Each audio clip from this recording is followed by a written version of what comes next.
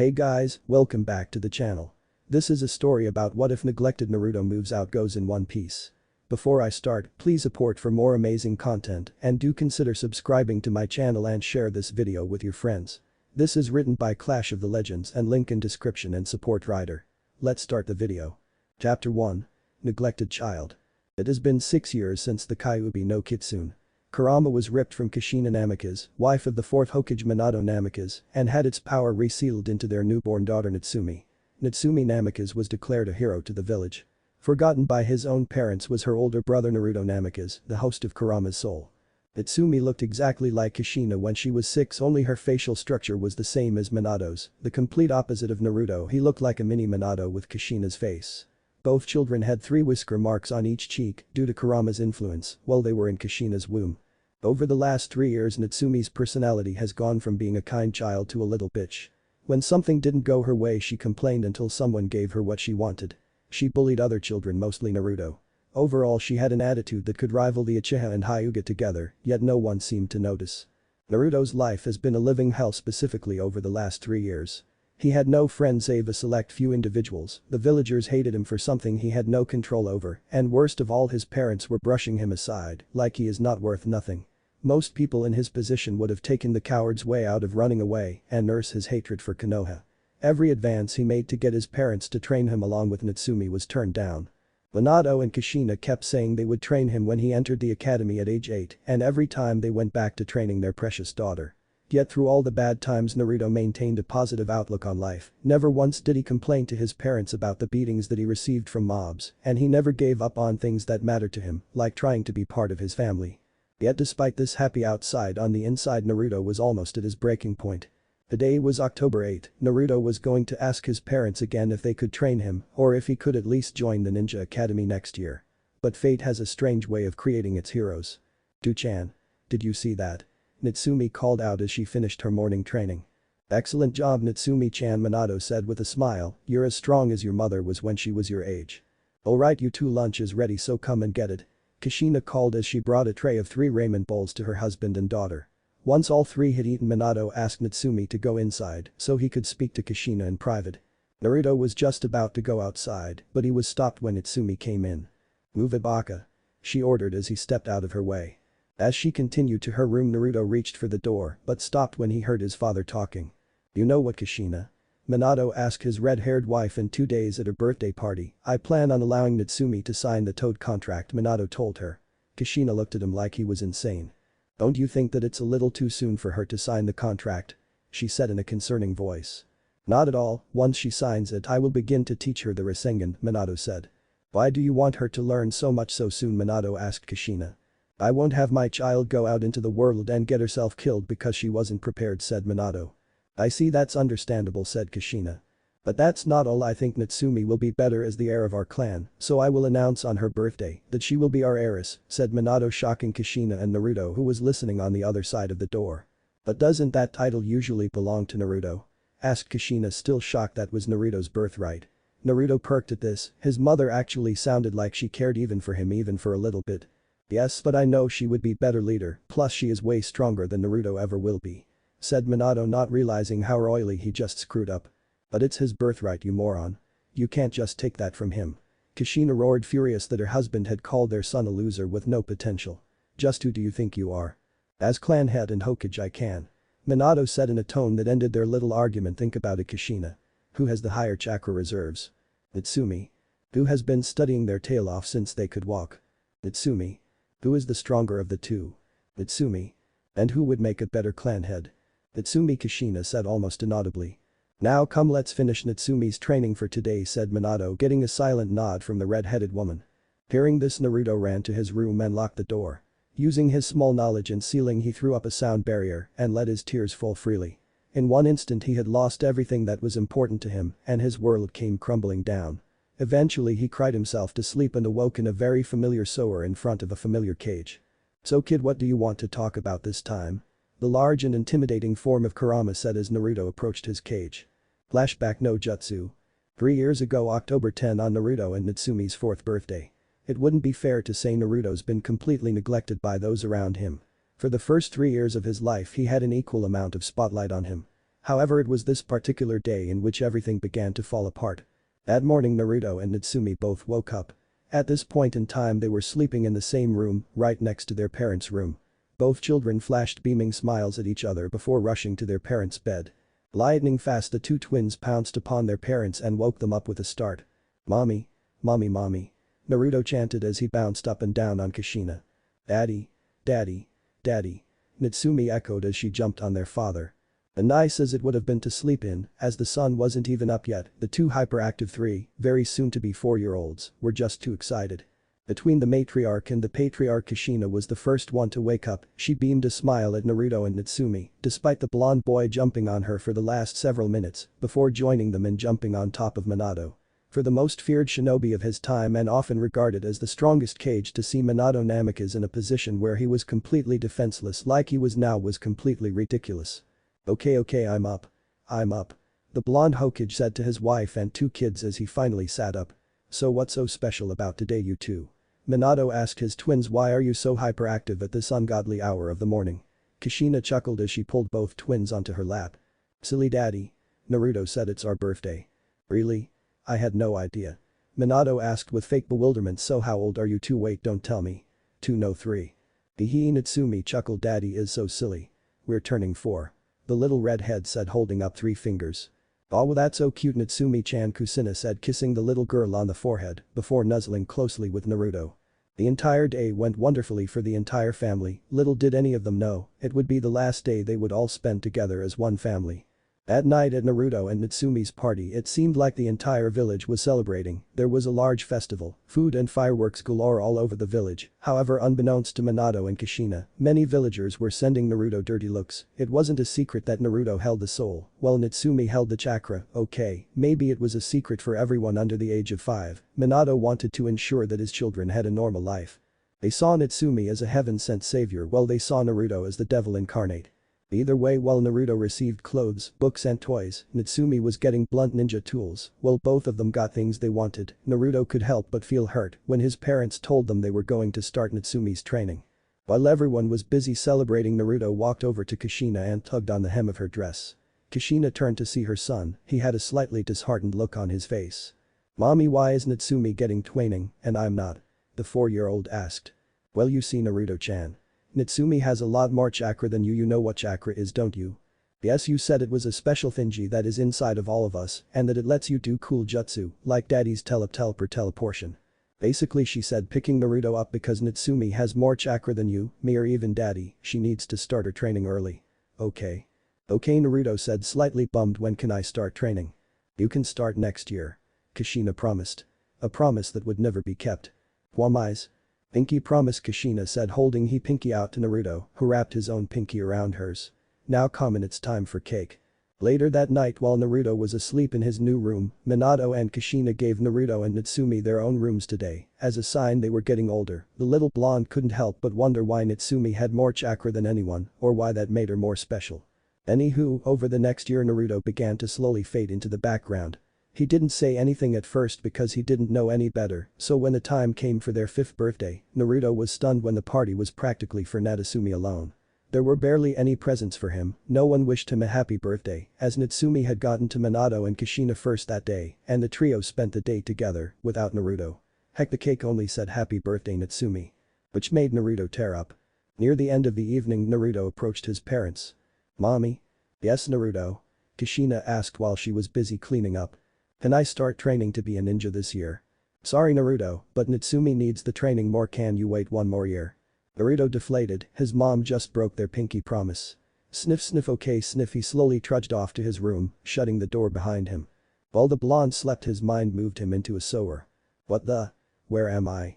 The blonde wondered. "I'm probably dreaming, yeah, that's it." He proceeded to pinch himself. Ouch. "Okay, maybe this isn't a dream."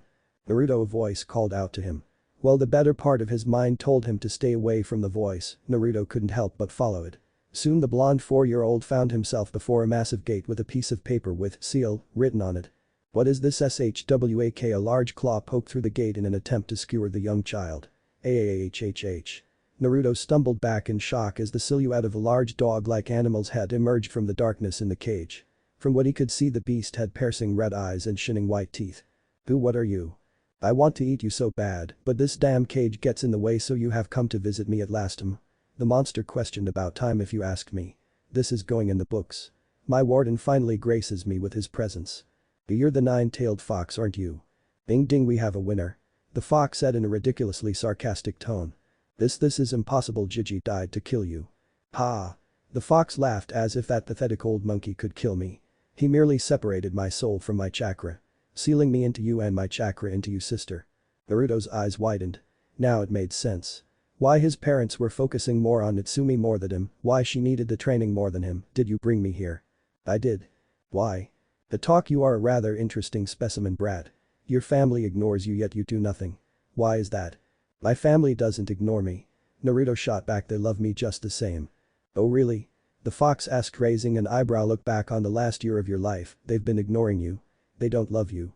In fact, they would be better off if you weren't around. Liar. But it's true, deep down you know it to be true. You're lying. Naruto said, trying to keep himself together. Needless to say, their first interaction was less than satisfactory. But over the next 2 years, whenever Naruto felt down and he needed someone to talk to, he normally would confide with Kurama. Yes, the fox told Naruto his name, mainly because he was sick of Naruto calling him Nine Tails all the goddamn time. Through all their little bonding succession, the two developed a brotherly relationship that would stand the tests of time. Flashback. No jutsu. Release. Naruto told Kurama what he heard his father say just a few minutes ago. Kurama saw this as the last straw. Nobody makes his little brother cry except him, though he would never admit it. You know what, kid, that does it. We are leaving now. He roared. Gather everything that you may need for a long trip and get out of here ASAP. Okay, Kurama, Naruto said as he left his mindscape. Once back in the real world, Naruto packed everything in his backpack. It's lucky that his mother at least showed some concern. If we come back, she may be able to redeem herself. Hey kid, steal all of this clan scrolls and the scroll of sealing. They may come in handy, or they may fetch quite a high price if needed.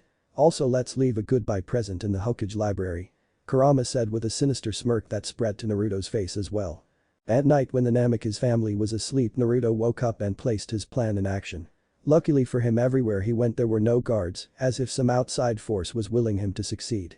Naruto snuck into the Hokage library and took the scroll of sealing and all his clan's secret scrolls. He then sealed all the scrolls into a small scroll and placed in his backpack. Then Naruto began planted remote paper bombs all over the place and left the building. Reaching the main gate, Naruto could not believe his luck once again. The gate was open just enough for him to slip through, and both guards were sleeping on the job. Once Naruto was outside the gates, he activated the bombs and ran so fast it was like he wasn't even there. Kaboom! The explosion seemed to shake the entire village, waking everyone at once.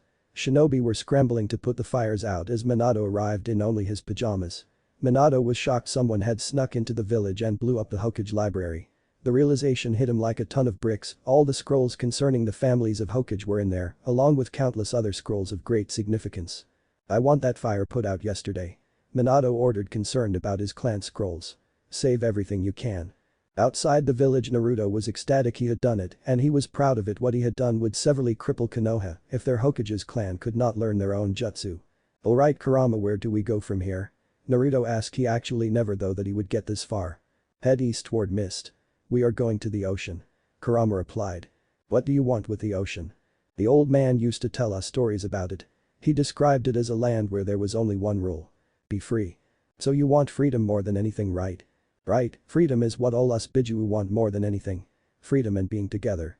Well Kurama, consider yourself free because that is where we are going. Naruto said with a smile that made Kurama start to tear up with happiness. Hey, are you crying, Kurama? No, I just have something in my eye. He said even though he was clearly crying. If you say so. Naruto said, not willing to continue an argument he wouldn't win anyway, as he headed east toward the ocean and freedom. Chapter 2. Unexpected problems. Outside the village, Naruto was ecstatic he had done it, and he was proud of it. What he had done would severely cripple Konoha if their Hokage's clan could not learn their own jutsu. Alright Kurama, where do we go from here? Naruto asked. He actually never thought that he would get this far. Head east toward mist. We are going to the ocean. Kurama replied. What do you want with the ocean? The old man used to tell us about it. He described it as a land where there was only one rule. Be free. So you want freedom more than anything, right? Right, freedom is what all of us Biju want more than anything. Well Kurama, consider yourself free because that is where we are going. Naruto said with a smile that made Kurama start to tear up with happiness. Hey, are you crying, Kurama? No, I just have something in my eye. he said even though he was clearly crying. If you say so. Naruto said, not willing to continue an argument he wouldn't win anyway, as he headed east toward the ocean and freedom. Back in Konoha. October 10. It was a bad day for Minato because of the explosion 2 days ago. He was not going to be finishing his paperwork anytime soon, but he really wanted to teach his daughter the Rasengan, but that would be tough without their scrolls. His hand stopped writing as a nagging thought came to mind like he was missing something very important, however his thoughts were interrupted by someone knocking on his door. Come in, Minato called. He would worry about the thought later time. The door opened and his secretary walked in. Sorry to bother you Hokage-sama, but you have a visitor who wished to see you. Who? Asked Minato, surprised that he would have visitors at this time. An old woman from a place called Amazon Lily. Minato had heard of the island Amazon Lily from his sensei Jiraiya years ago. Apparently it was a village run by only women who didn't marry and they usually kill men on sight. Send her in, the Hokage ordered. The secretary nodded and walked out of the office.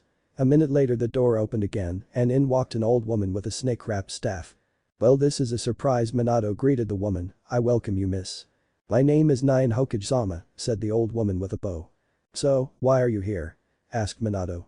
Hokage-sama, the reason too is why I am here is because of your son. What do you mean? Minato asked.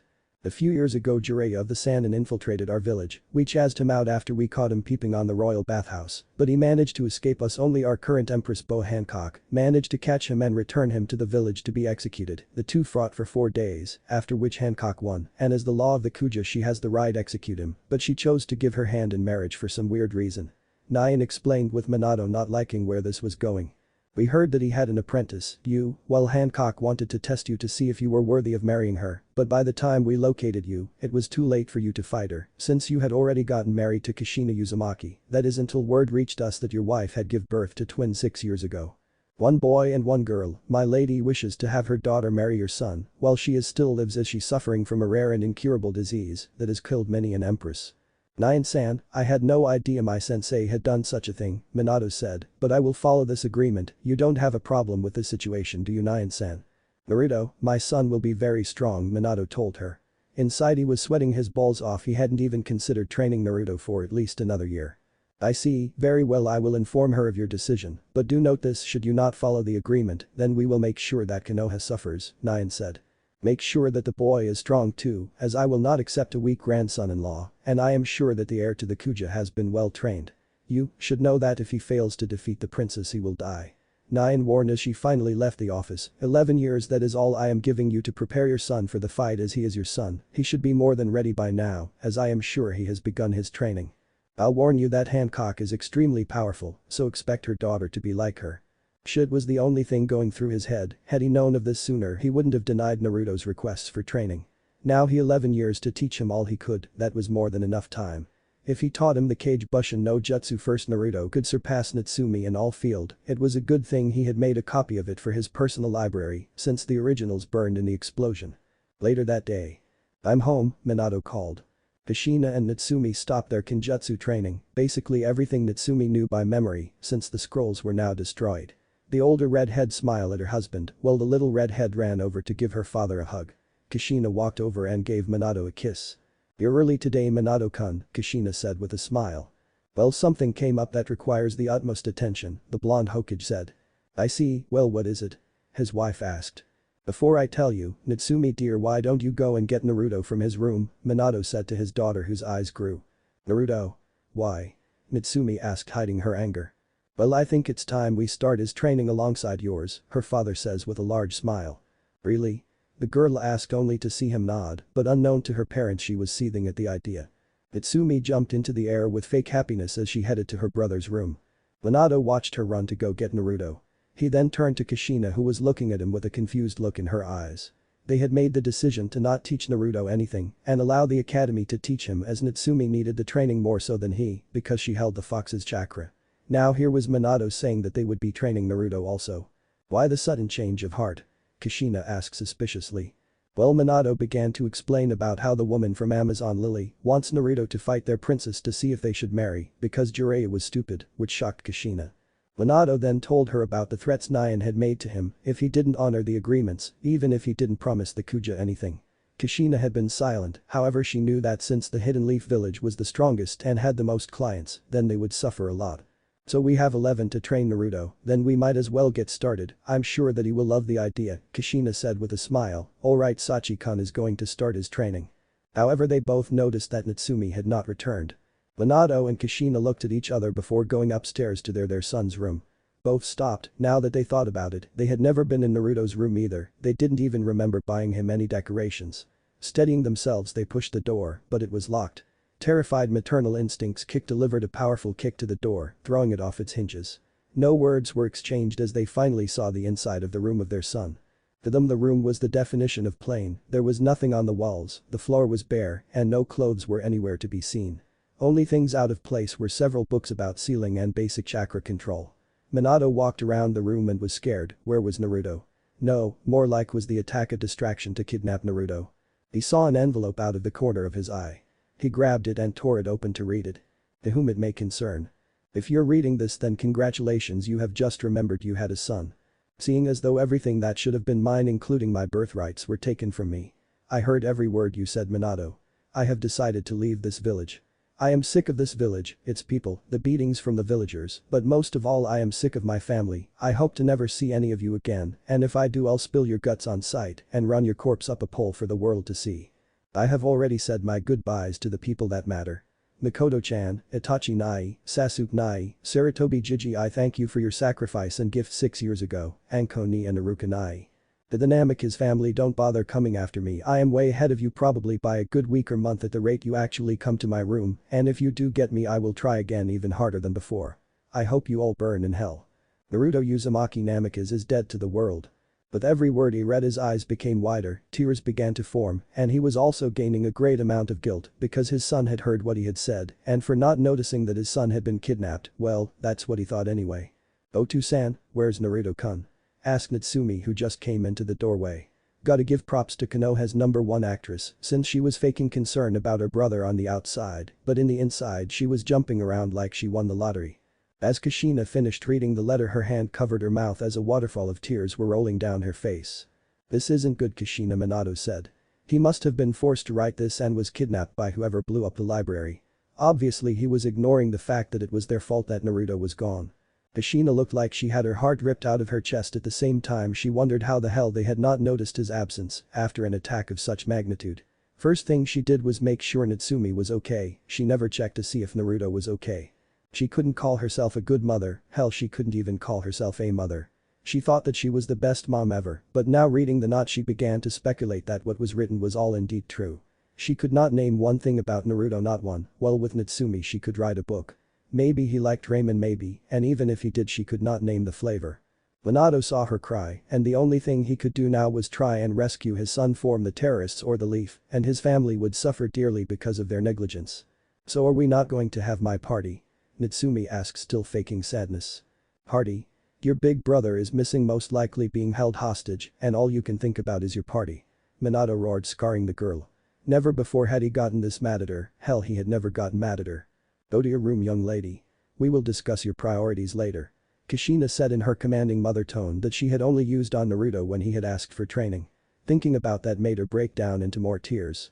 All he had wanted was training and time with his family, and what did they do? Brush him away like an annoying fly on the wall. Just then they heard Jiraiya call for Minato. What is it, Jiraiya-sensei? We are in the middle of something very important. Well, that can wait because the Great Toad told me that his initial prophecy has changed. What? Minato screamed. The prophecy relating to their daughter has changed. What does that mean? What do you mean it changed? The prophecy no longer says that the child will be the child of 2 great shinobi. Instead it says he bears a mark of freedom and faith upon his back, the colors of a king surround his image, and will be the child of 2 great pirates. Pirates? Minato was stunned. The child of the prophecy that would end the cycle of hatred was going to be the son of pirates. Translation. Natsumi was never the chosen child. Now what were you going to say before, Minato? Naruto was kidnapped during the attack last night. I need you to organize search parties to search for him and kill his kidnapper and give them this order. Don't come back until you find him. He ordered. Right away, Hokage-sama, Jiraiya said, this is quite the coincidence. Naruto is kidnapped and at the same time the prophecy changes. I have a bad feeling about this. Oh, and Jiraiya, see me later so we can discuss why I was not told about the Kuja. Minato said as Jiraiya shoo-shined away. Chapter 3. Help is on the way. October 17. Naruto had been on the run for a whole week. He avoided entering any form of civilization without some kind of disguise in fear that people would recognize him. Roughing it for a week seemed to do wonders for him. He had run out of food and water roughly a day ago, had not slept in 3 days because he didn't want to get caught. If it was not for Kurama's soul, Naruto would have been gone down so much sooner. So Naruto continued his journey for another day before exhaustion got the better of him. Wow, your survival skills are sure lacking, kid. Shut up, stupid fox. I told you to pack enough to last you a week. It's been a week, Kurama. See, this is what you get for listening to me. Kurama said as if it was common knowledge. What? Naruto practically screamed, this whole runaway thing was your idea in the first place. Yeah, well whatever. Let's keep moving before and leave Shinobi find us. No good, I really need food and yawn some sleep. Naruto said as he propped himself against a tree and closed his eyes before drifting off to sleep. About 10 miles away. Naruto was here, Kakashi. Pakin said as Kakashi and his team of Anbu arrived. Thanks, Pakin, can you find anything else? Kakashi asked, worried. Kakashi was never one of the people who hated Naruto at all, he had simply forgotten that he was there most of the time. Kakashi dreamed of the day when Minato would let him train both his children. He already put in the request to have both on his team when they became genin. Minato had told Kakashi about how important it was for them to retrieve Naruto alive from his kidnapper. But the more they followed Naruto's trail, the more Kakashi doubted that he was kidnapped. Pakin was an excellent tracker, but he could only find Naruto's scent, which usually meant that he was alone the whole time. The rainstorm 2 days ago had really thrown them off for a while, but Kakashi felt like they were getting close. Judging from the scent, I would say that he is roughly 10 miles east of here. That puts him almost at the coast. If he goes out to sea, we will never find him. Alright men, you know what to do. Kakashi said as they began to run east. Hold on Naruto, we're coming. Back with Naruto. Naruto began to stir after sleeping for a good 10 minutes, getting his bearings he got up ready to the final distance, however a noise in the bushes caught his attention. Scared that it was an Anbu, Naruto pulled out a kunai ready to defend himself, but he was totally unprepared for what came out. A tiger came out of the brush. It was defiantly not a normal tiger because it was at least 3 times the size of a normal tiger, it easily carried half a carcass of a normal-sized tiger in its mouth as it looked around. The beast had tons of scars all over its body, most noticeably the long scar running down its right eye as it set its sights on poor little Naruto. With a massive chomp, the beast swallowed the carcass whole as it began to quickly move towards Naruto. Getting faster with each step, Naruto closed his eyes and waited for the monster to attack. Suddenly the sound of slashing swords filled the air, followed by a low growl. Naruto opened his eye just enough to see the monster fall to the ground dead. Standing before him was an imposing figure wearing a dark green robe with a red sash around his waist. The man had green hair, 3 earrings on his left ear, a black bandana tied to his left bicep, and 3 sword sheaths on his right hip. His katana were a beautiful yet fearsome sight to behold. The blade in his left hand had a flame-like design in it and gave off an aura that made Kurama nervous. The blade in his right hand was black with a distinct red edge, and its guard had flower edges. This blade practically screamed awesomeness. His final sword was still in its sheath, but the hilt was white and gave an aura of something Kurama couldn't put his paw on. Hey, you okay, kid? The man asked as he sheathed his swords. Yeah, I'm fine. Thank you. Naruto said as he got into a bound position. I wonder if the idiot cook can cook this thing. The swordsman said, not really paying attention to Naruto.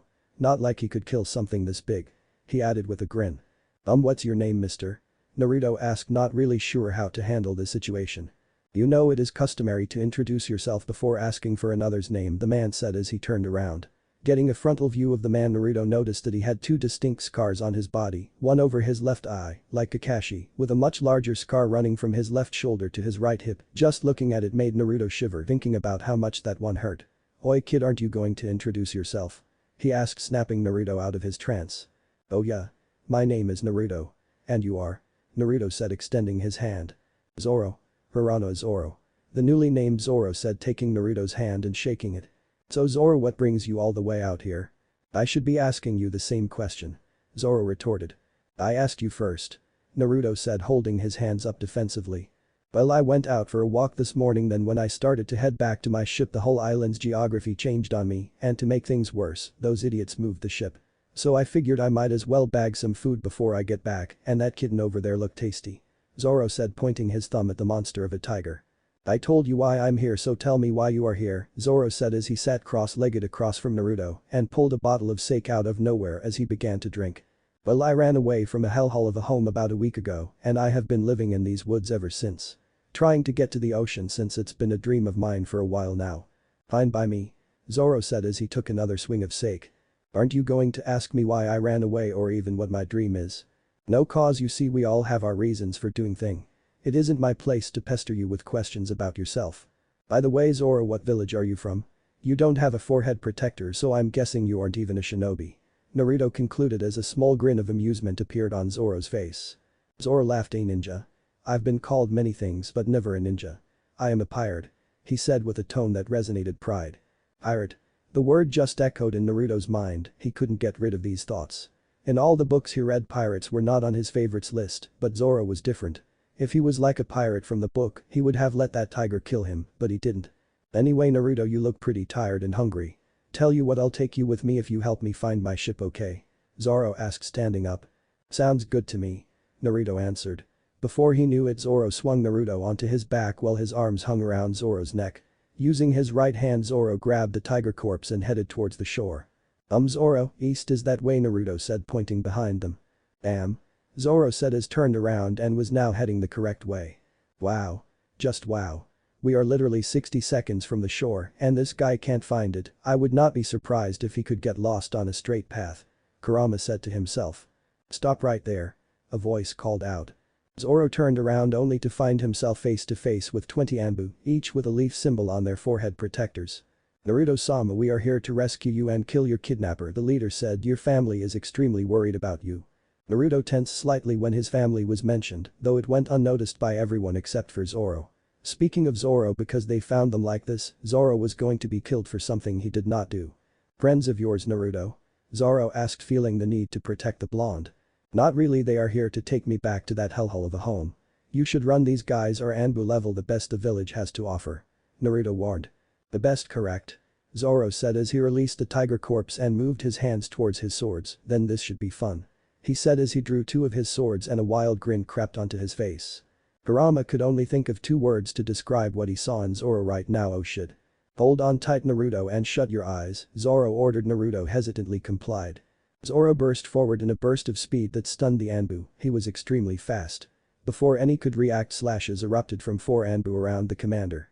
Turning to the 6th shinobi on his right, Zoro cocked his arms and unleashed 2 air pressure waves. Nanajuni pound ho, he called out as the wind sliced and blew away those poor Anbu.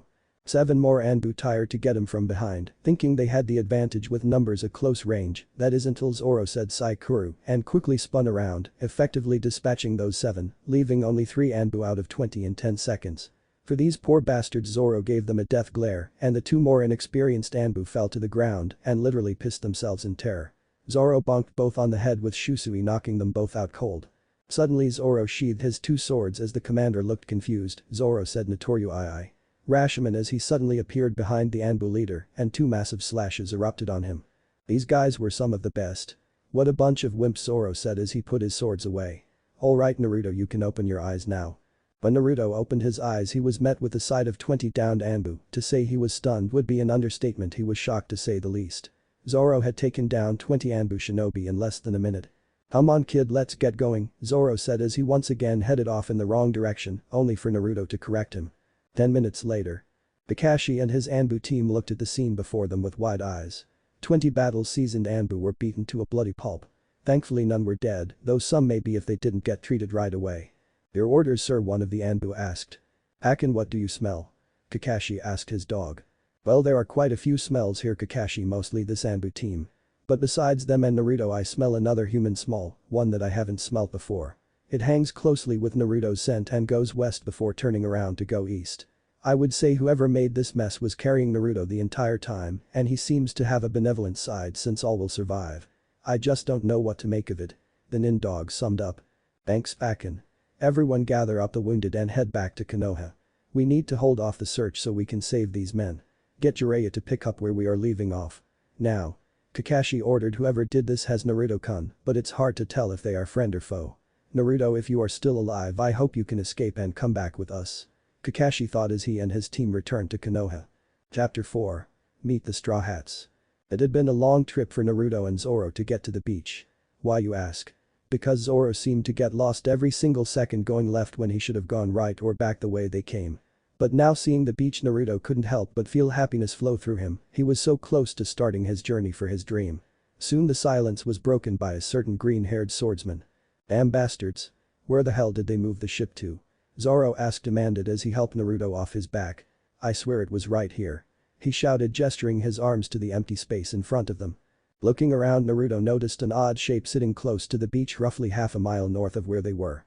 Upon further eye strain, Naruto noticed the object had a distinct ship-like shape and there was what looked like a person and an animal waving them over. Hey Zoro, is that your ship over there? Naruto asked as he pointed to the ship.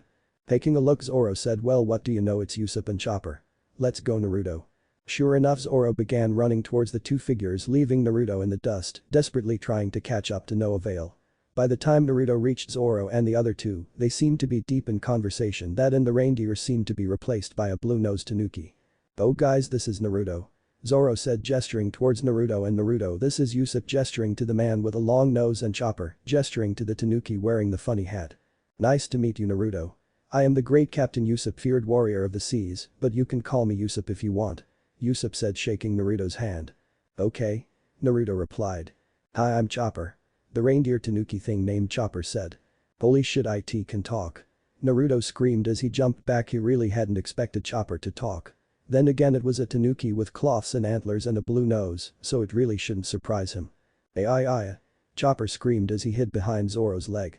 Thought he was peeking at Naruto all wrong, causing him to sweat drop. Sorry Chopper-san, it's just I have never seen a tanuki like you before. Naruto said, apologizing. You think apologizing and calling me unique makes me happy, asshole? Chopper retorted as he seemed to do a happy dance from the compliment. Wait, I'm not a tanuki, I'm a reindeer, can't you see my antlers? He yelled as he pointed out his antlers. Come on, let's meet the rest of the crew. Zoro said as they got into a small boat and began to head towards the ship. The ship was a brig sloop-type ship with a lion flower sun figurehead adorning the bow. Other than that, it had a large room for its crow's nest with another large room at the stern sitting just above a large cannon-like projection. To sum it up, Naruto thought it was something out of an anime.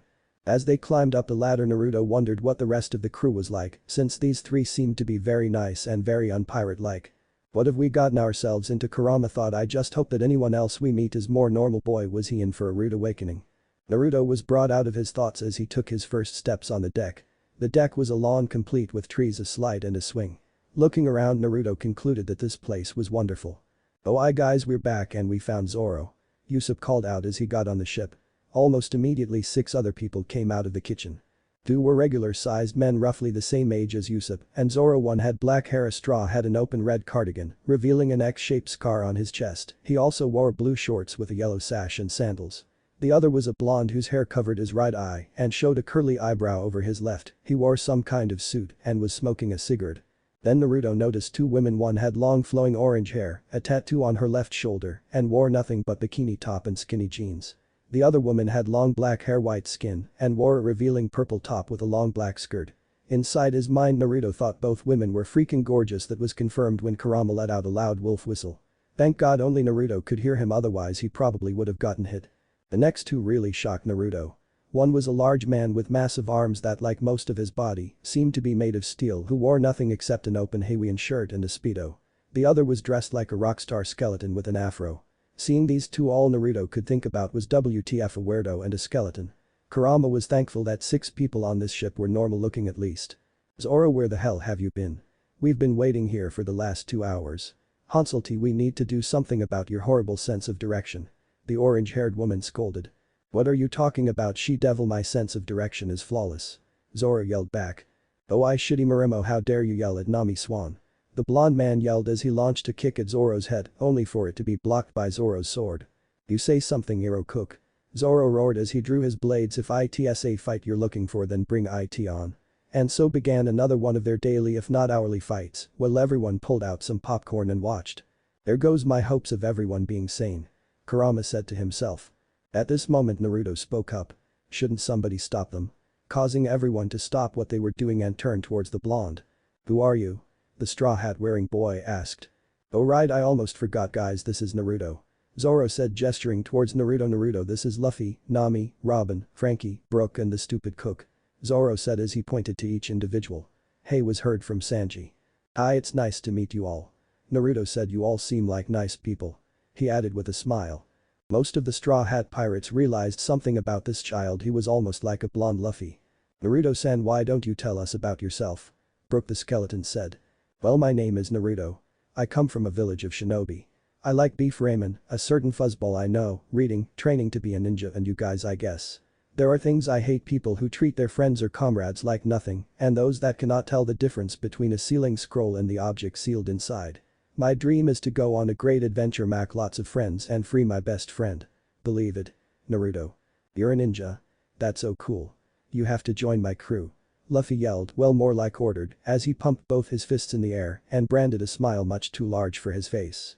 This didn't last long as he was hit on the head by Nami for his childish antics. So Naruto-kun, what brings you here? The woman named Robin asked, ignoring the commotion behind her. I hope this one's normal. Kurama told Naruto. Naruto said he wants to come with us so we are taking him. Zoro said, causing everyone to freak out, even Naruto. He had not really said that it was all Zoro's idea anyway. What? Everyone shouted, well everyone except Luffy, who was excited to be getting a new nakama, though everyone ignored his shouts of alright, we have a new nakama. Zoro, we can't just take a kid, what about his parents? They are probably worried sick about him. Nami shouted as she pulled on his cheek. Luffy, would you be quiet for 1 second? Turning to Naruto she asked, hey Naruto, sorry about what this idiot said, but do you want us to take you home? I'm sure your family is very worried. I don't have a family. Naruto said very quietly. Half true. What? Nami asked, stunned by his response. Well, to be more specific, I have a family, but they've ignored me since the day I was born in favor of my little sister. Naruto said. This stunned the entire crew. Some, Luffy, were just about to head to Konoha and raze it to the ground for what was done to their friend. What the hell? Nami screamed. No parent should do that to their child. Why on earth did your parents do that? Nami remembered how the day she returned to her village after she was forced to join Arlong's crew. The villagers had almost literally thrown her out of the village and demanded that she never return. Though she was thankful that they knew her true motives and never meant to hurt her, they forgave and were willing to die for her when Arlong broke his end of their deal. Topper began to think back to his childhood. Being born with a blue nose, his herd treated him poorly just for being different, and when he ate the human fruit they threw him out of the herd. Chopper had then tried to find solace with humans, but they treated him as a monster. He would have been alone forever had he never met Dr. Heliolic, the man that took him in and treated him like a son. Robin's mind flashed with all the scenes from the time she was only a little girl. Shunned by her family and the villagers because of her powers, Robin's only friends were the island scholars and one giant named Jaguar Diesel, the man that taught her to laugh, and that no one is ever born into this world alone. Her mind then flashed to the day where she regained her mother, but in the end she lost everything as her life on the run began. Naruto noticed that she, Chopper and Robin were looking at him with understanding eyes, as if they had lived his life. Making him curious about their lives in particular. Maybe he would ask about it one day. That's not even the half of it. Naruto added, catching everyone by surprise. What? Robin asked with a sense of motherly concern for the boy. Hey Naruto, maybe you should tell them all the details about your life.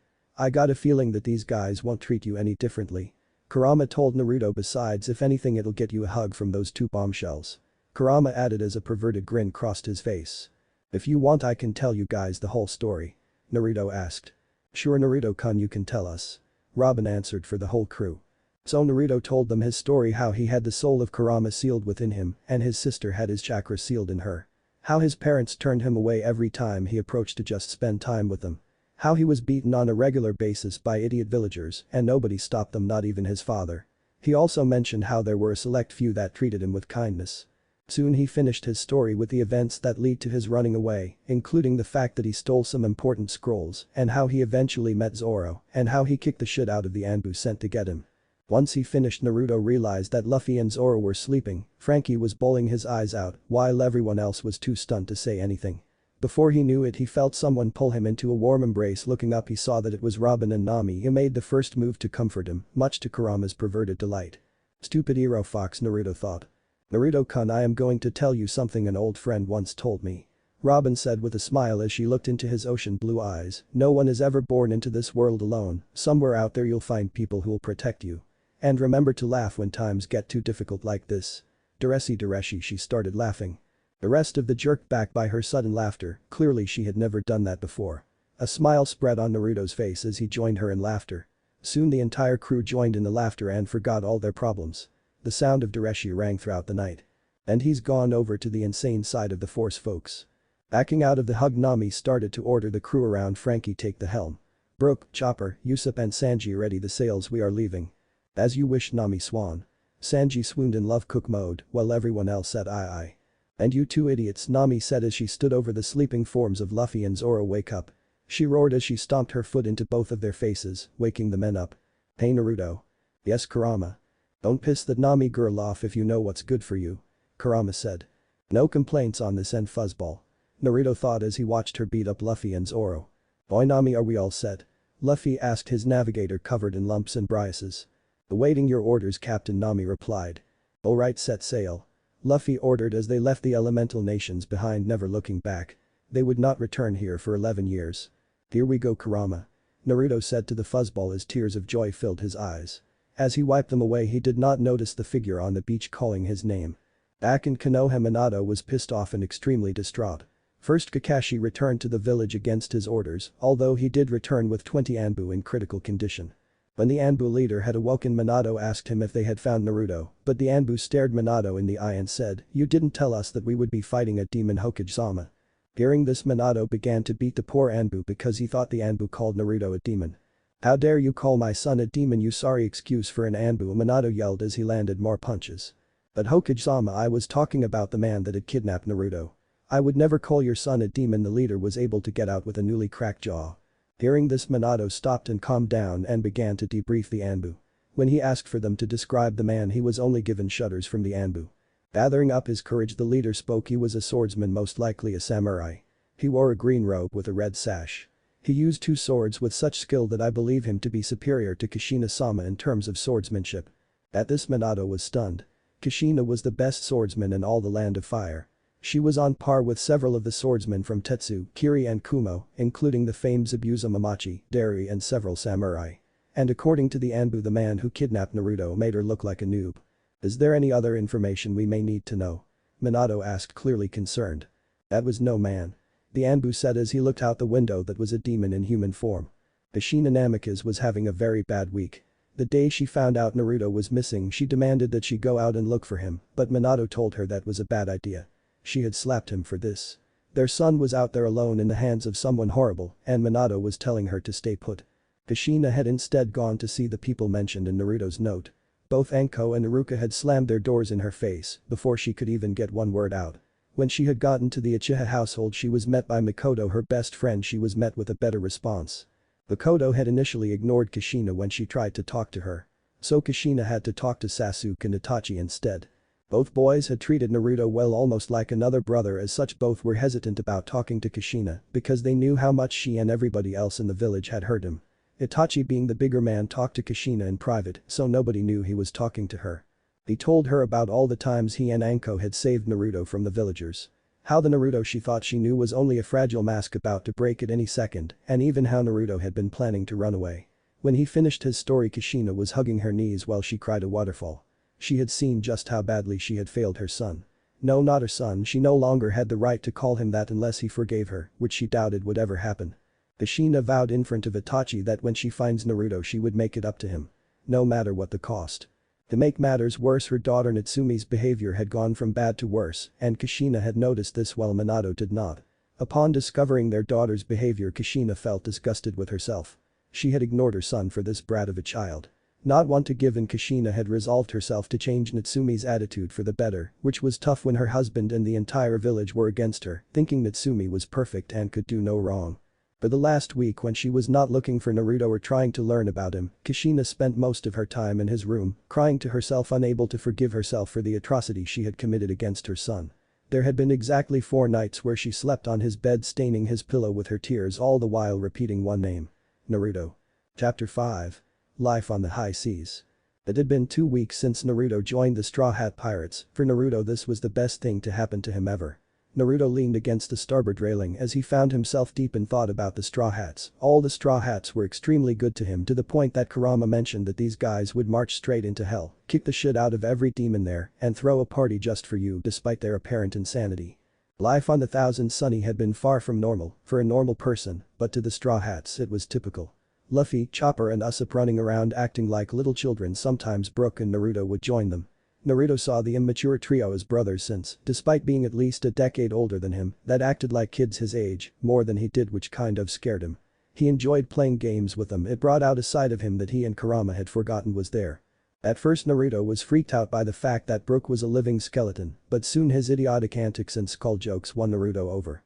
No matter what mood Naruto was in, Brook's music always seemed to cheer him up, and he could not help but to sing along with the rest of the crew, despite not knowing the words to Bink's Ache or any other song for that matter. Frankie could be found working on crazy inventions in his workshop, sometimes with Usopp. Both of them were great inventors in their own right.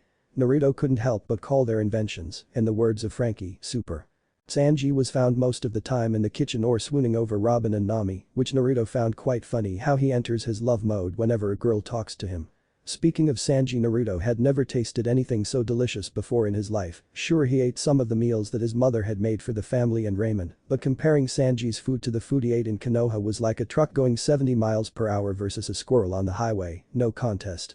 Nami typically was working on her maps or she was sunbathing on the deck. Kurama really enjoyed when she sunbathed. Naruto learned day one to never piss her off, so he stayed on her good side as best he could.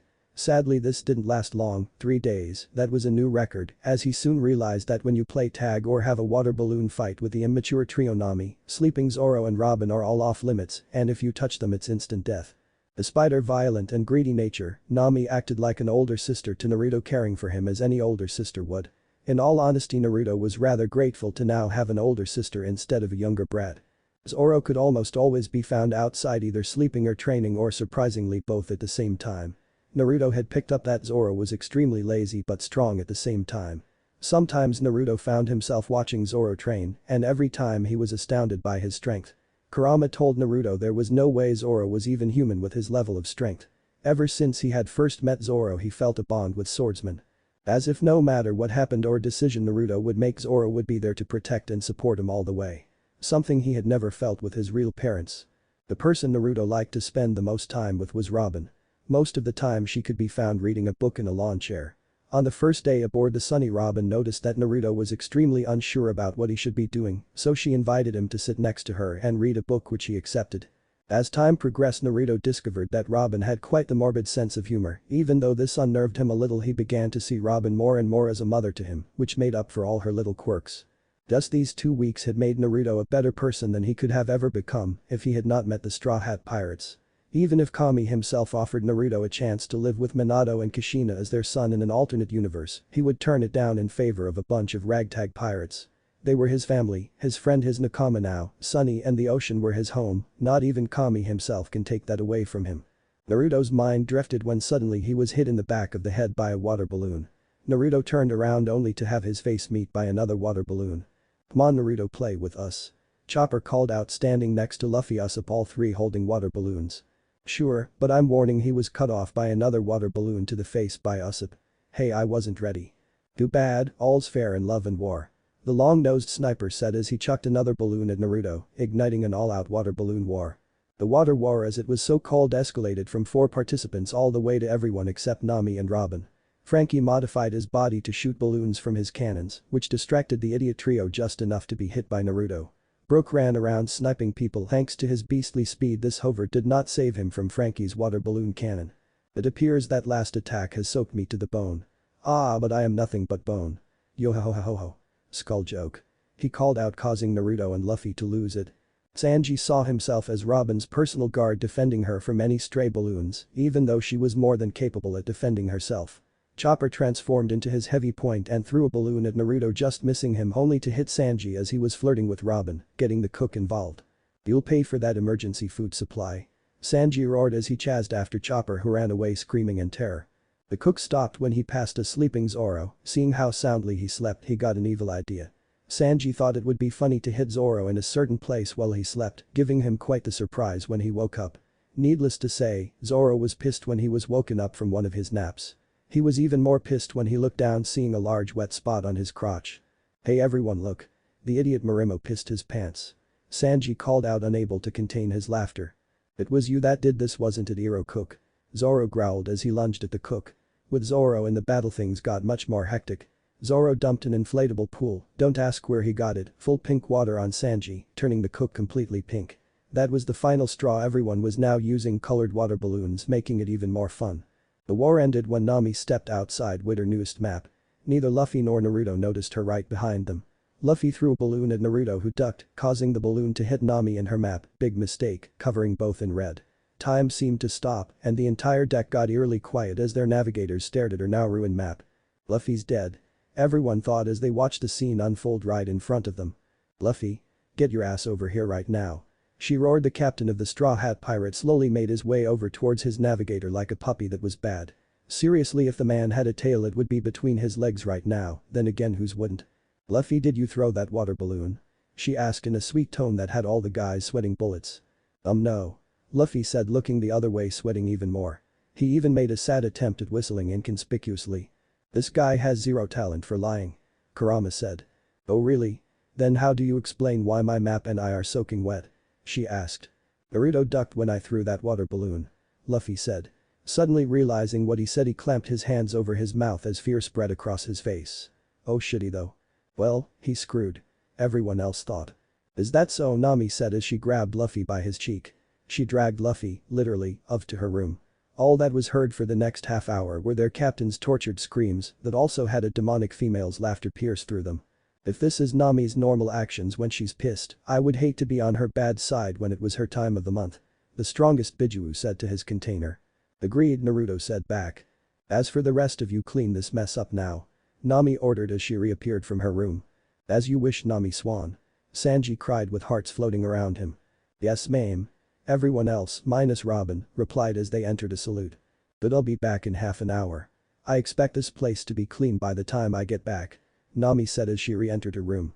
Before the door shut, Naruto saw Luffy sitting on her bed Indian style, tied and gagged. Poor guy. He had a look that practically screamed, help me guys. Sorry dude, you're on your own with this one, Naruto thought as the door shut. Damn idiot, he gets to spend another half an hour with Nami. Kurama cried as he wiped away the tears in his eyes.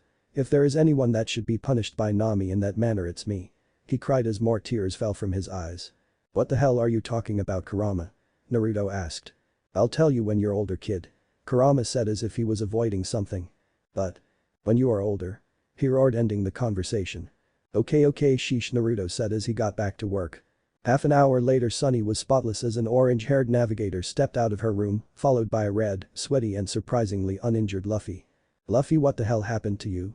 All the guys demanded as they crowded around him. And nothing happened. Luffy said as he waved them off, regaining his trademark grin as he ran off and sat down on the Sunny's head looking out at the sea. He is totally lying, Naruto. Kurama said. Well, whatever happened is not our business. Naruto replied, crossing his arms. Suddenly a thought entered his mind. Don't tell me. You think we should totally stalk them and find out what happened? Yup. If we are going to do this, we should come up with a cool operation name as well as code names. Way ahead of you, kid. I'll be Super Handsome Fox and you can be Dead Meat. As for the code name, we don't need one, Kurama answered proudly. Sound good? Wait a minute, why am I Dead Meat? Simple, if we are caught, Nami will beat you half to death. You bastard fuzzball, you, Naruto said, shaking his head as he headed off towards the rest of the crew. Chapter 6. Journey of Strength. The next day. Naruto woke up earlier than all the other members of the Straw Hat crew for two reasons. One, if you wanted some private time on the Thousand Sunny, you needed to be up when everyone else was asleep, and since he was only 7, night watch was out of the question. As quietly as he could, Naruto snuck to the rear of the ship and pulled out, for the first time since he left, the scrolls that he took from Konoha. Hit, we are on what can be considered a permanent cruise. Might I inquire why the hell you are choosing to do something that can be considered studying? I'm studying because if we ever return back there, I want to show them all exactly what they threw away, like last year's model. Naruto replied as he opened the scroll of sealing. Well then, might I suggest learning the shadow clone technique first? It says that it requires a lot of chakra and Fi, Kurama. The amount needed for this jutsu is pretty big. Well then, do those scrolls mention any exercises that can help with your control? Yeah, according to my former family's scrolls, there are 2 big exercises that can be done to improve control. They also say that physical conditioning can improve the size of your chakra network. Naruto, I have an idea that can help you with this. Oh yeah, and what is it? Asks Oro. If you can work out with him, you've seen firsthand how strong he is. I'm sure if you ask him, he'll say it's okay. It seems like that's a good idea. Do you have any other ideas? Naruto asked the fuzzball. Instead of tree climbing, how about you do mast climbing? What's that? Naruto asked, confused. Thanks to his stupidity, Kurama was forced to do a double face palm. You're an idiot. Switch mast with tree, then you'll see what I mean, Kurama said through his pause. Oh, so you mean I climb the mast instead of the tree? Naruto said, putting his hands together, making the connection. Why me? My chakra was sealed in a brat while I was sealed in a selective idiot. Kurama complained. Well, in all honesty, it could be worse. Did you say something, fuzzball? Yeah, I did. Do you still remember yesterday? Yeah. What of it, Naruto asked. We are nowhere near finding out what the hell happened. Aren't you still curious? Kurama asked. I think instead of asking Luffy or Nami Swan, we should just ask Robin-chan. She seems to know everything that happens on this ship. Alright, next time we see Robin I'll ask her. Ask me what, Naruto-kun? Said archaeologist asked as she appeared out of nowhere. Beep. Naruto screamed as he jumped back in surprise. Oh, Robin-san-chan. When did you get here? Naruto asked as he rubbed the back of his head. About 3 minutes ago. By the way, Naruto-kun, were you just talking to Kurama-san just now? She asked with a smile. Yeah, I was. Hehe, Naruto laughed, but it wasn't anything important. Oh, so learning how to use chakra and a forbidden jutsu aren't anything important. She replied as she held up the scrolls Naruto was just reading from behind her back. How? When? Both Naruto and Kurama asked. Robin replied by blooming an arm with eyes on it. I'm a fast reader, you know. Oh yeah, devil fruit. Stupid, Kurama said as he hit his head against the cage wall. Hey Robin, can I ask you a question? Let me guess, you are curious about our captain and navigator's relationship. Based on what you saw and heard yesterday, you and Kurama-san concluded that I was the best person to ask since I seem to know everything. Robin said with a smile. Wow, she hit the nail on the head. So you know what happened? Naruto asked. Yes, Naruto-kun, I know what happened. Nami told me, and even if she didn't, I watched the whole thing. Really, what happened? Nami was issuing her standard punishment on Luffy. Robin replied with a smile. Naruto gave her a confused look.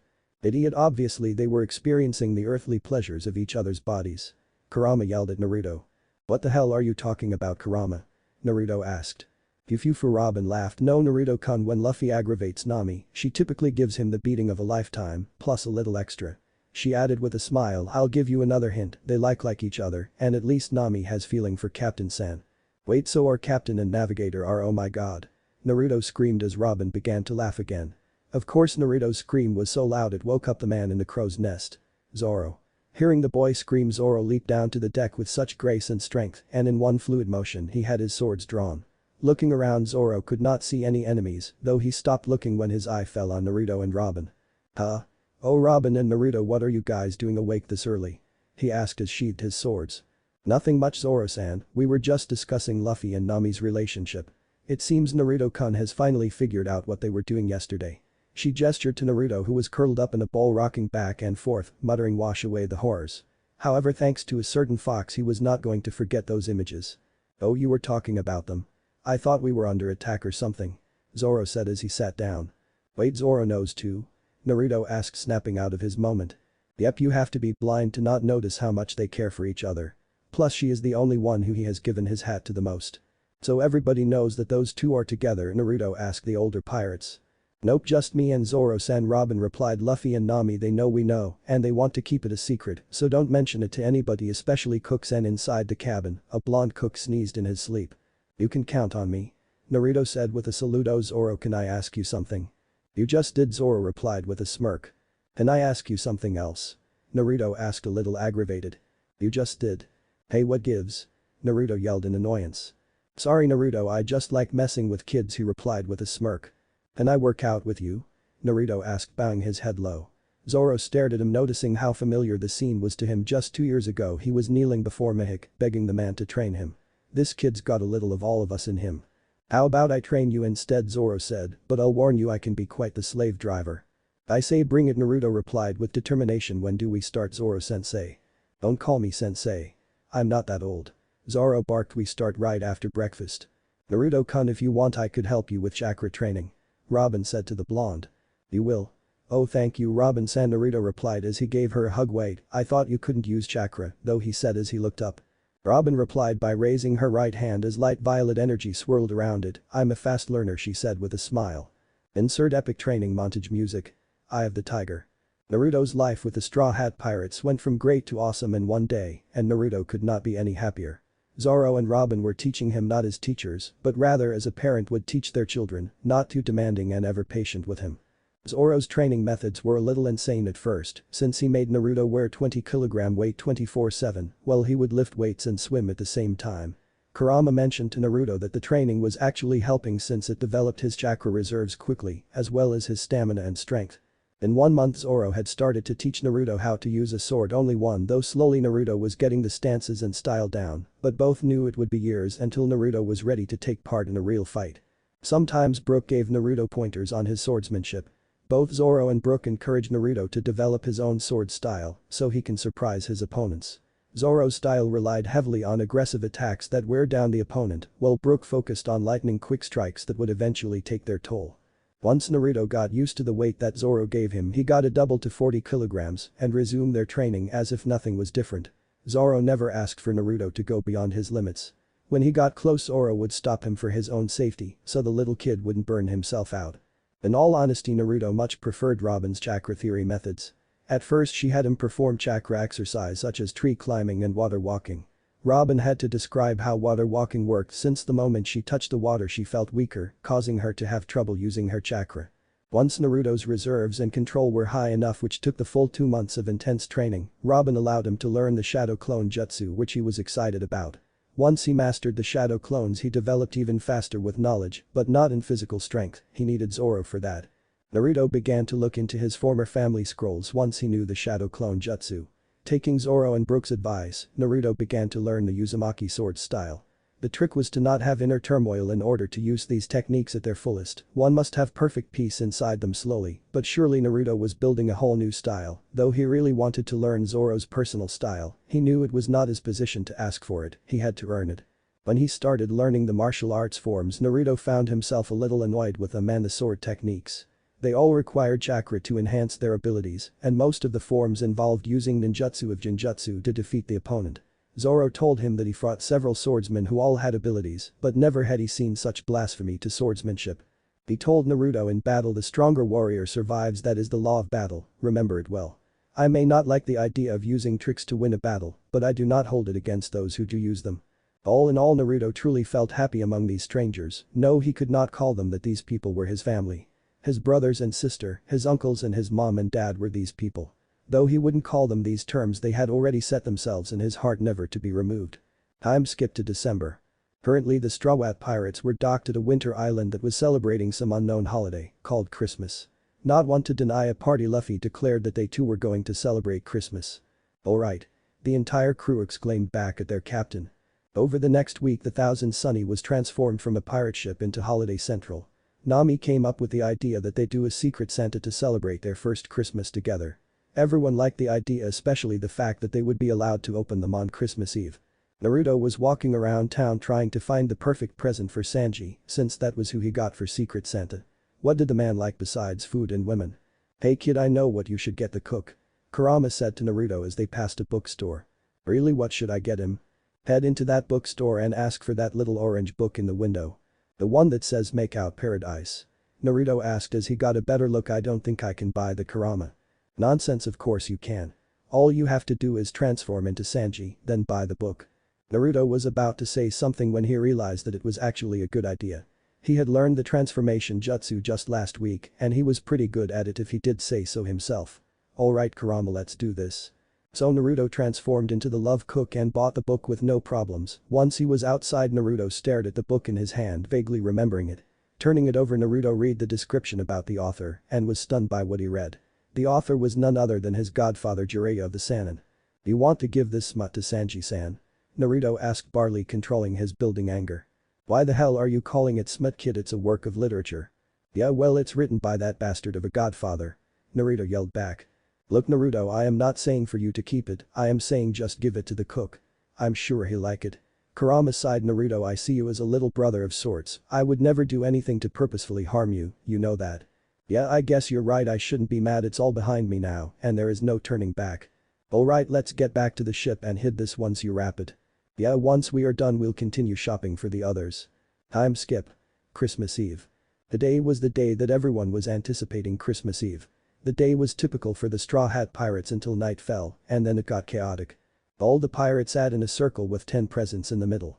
The objective was to guess who got you your gift. Alright, who goes first? Usopp asked. Shall we start with the oldest? Brook asked, hopeful. Everyone caught his hint. I think we should start with the youngest. Robin said, much to Brook's disappointment. Alright, that means I go first, Luffy cried. Aka, she meant youngest physically, not mentally. Nami scolded as she lightly bonked him on his head. So Naruto goes first, all agreed. Zoro asked. Agreed. Everyone said. Okay, which one's mine? Naruto asked as he eyed the pile. Ah, here it is, Naruto, Chopper said as he handed Naruto a package wrapped in orange, complete with a blue bow and the word Naruto written in blue. Naruto chuckled as he unwrapped the present. Inside was an orange cowboy hat. Naruto, for a moment, was at a loss for words, almost unable to hide the fact that this was one of the first presents he ever received. Sure, he got several presents back in Konoha, but never had they come from his family, so they didn't have as much meaning as this hat did. Looking around, Naruto scanned the crew for the one who gave him the hat. Well, Naruto, who gave it to you? Frankie asked. Since you asked Frankie, I am going to say it was Usopp. Naruto said as his eyes landed on Usopp. Sorry Naruto, but it was not me, Usopp said. How do I know you aren't lying? I'm not. Usopp yelled. He isn't Kit. Oh, sorry, my bad. So who gave it to me then? Naruto asked as he turned back to the crew. Sorry, we can't tell you and you only get once chance, Nami said. Alright, who's next? The rest of the night was fun. Nami got a sack filled with 300,000 belly, much to everyone's shock. She easily guessed that Zoro gave it to her, which he did. Frankie gave Brook a brand new handcrafted guitar. Chopper gave Usopp some courage medicine for his I can't go on that island disease. Sanji got Luffy a bunch of food which Luffy cheerfully devoured in less than 1 second. Zoro got a sharpening stone from Luffy. Chopper got medical books from Robin. Robin got a new book from Usopp. Now all that remained was Sanji to open his present. When Sanji opened his present, he was at a loss for words. I told you he wouldn't like it. Naruto said to Kurama. Wait for it, Kurama said back. Suddenly Sanji launched into the air from a monstrous nosebleed. Soon he landed back on the deck, eyes shaped as hearts with faint blood marks coming from his nose and a perverted smile on his face. I told you he would love it. Ugh. Sanji. Chopper screamed as he began to run in circles. Quick, somebody call a doctor. You're the doctor. Zoro, Naruto, Frankie, Brook and Usopp said. That's right. Chopper yelled in surprise. Shush. Luffy laughed at the scene in front of him. Once Sanji had recovered from his nosebleed, he had to guess who gave him that wonderful book. Nami Swan, I know it was you who gave me that wonderful book. Sanji cried out as he entered his love hurricane mode. He was abruptly stopped by Nami's foot to his face. Sorry Sanji-kun, but Naruto must have given that smut to you since I gave him that hat. The pirates partied into the night without a care in the world. One by one they all fell asleep in anticipation for Christmas Day. Chapter 7. Adventure on an Uncharted Island. Several months later, let's say around March, Naruto has been growing up and becoming stronger than ever before or could ever be in the elemental nations. Zoro had begun to teach him how to use two-sword style, which really got him excited. Hal, Sanji and Luffy were teaching him how to fight unhanded, and with the help of shadow clones, his chakra training had been going very smoothly. Even with all this extra training, Naruto probably would have wanted to go to hell for some R&R when this was all over. Of course, R&R is a rarity on the Thousand Sunny, especially when the idiot trio is constantly running around being idiots. According to the great and powerful furball Kurama, Naruto's reserves may have been roughly the same size as a ninja that was in their late teens. Using the Namikaze scroll, Naruto was learning how to use the Rasengan that Minato had invented. It took him a week to be able to use the technique, though his version was rather unorthodox since he couldn't seem to shape and spin the chakra at the same time. He used a shadow clone for that one. Naruto was determined to learn the technique one-handed, but for now the shadow clone method would have to suffice. Robin had remarked that even if he wasn't a genius or prodigy, he truly was a clever boy that could find a solution to almost every problem he was faced with.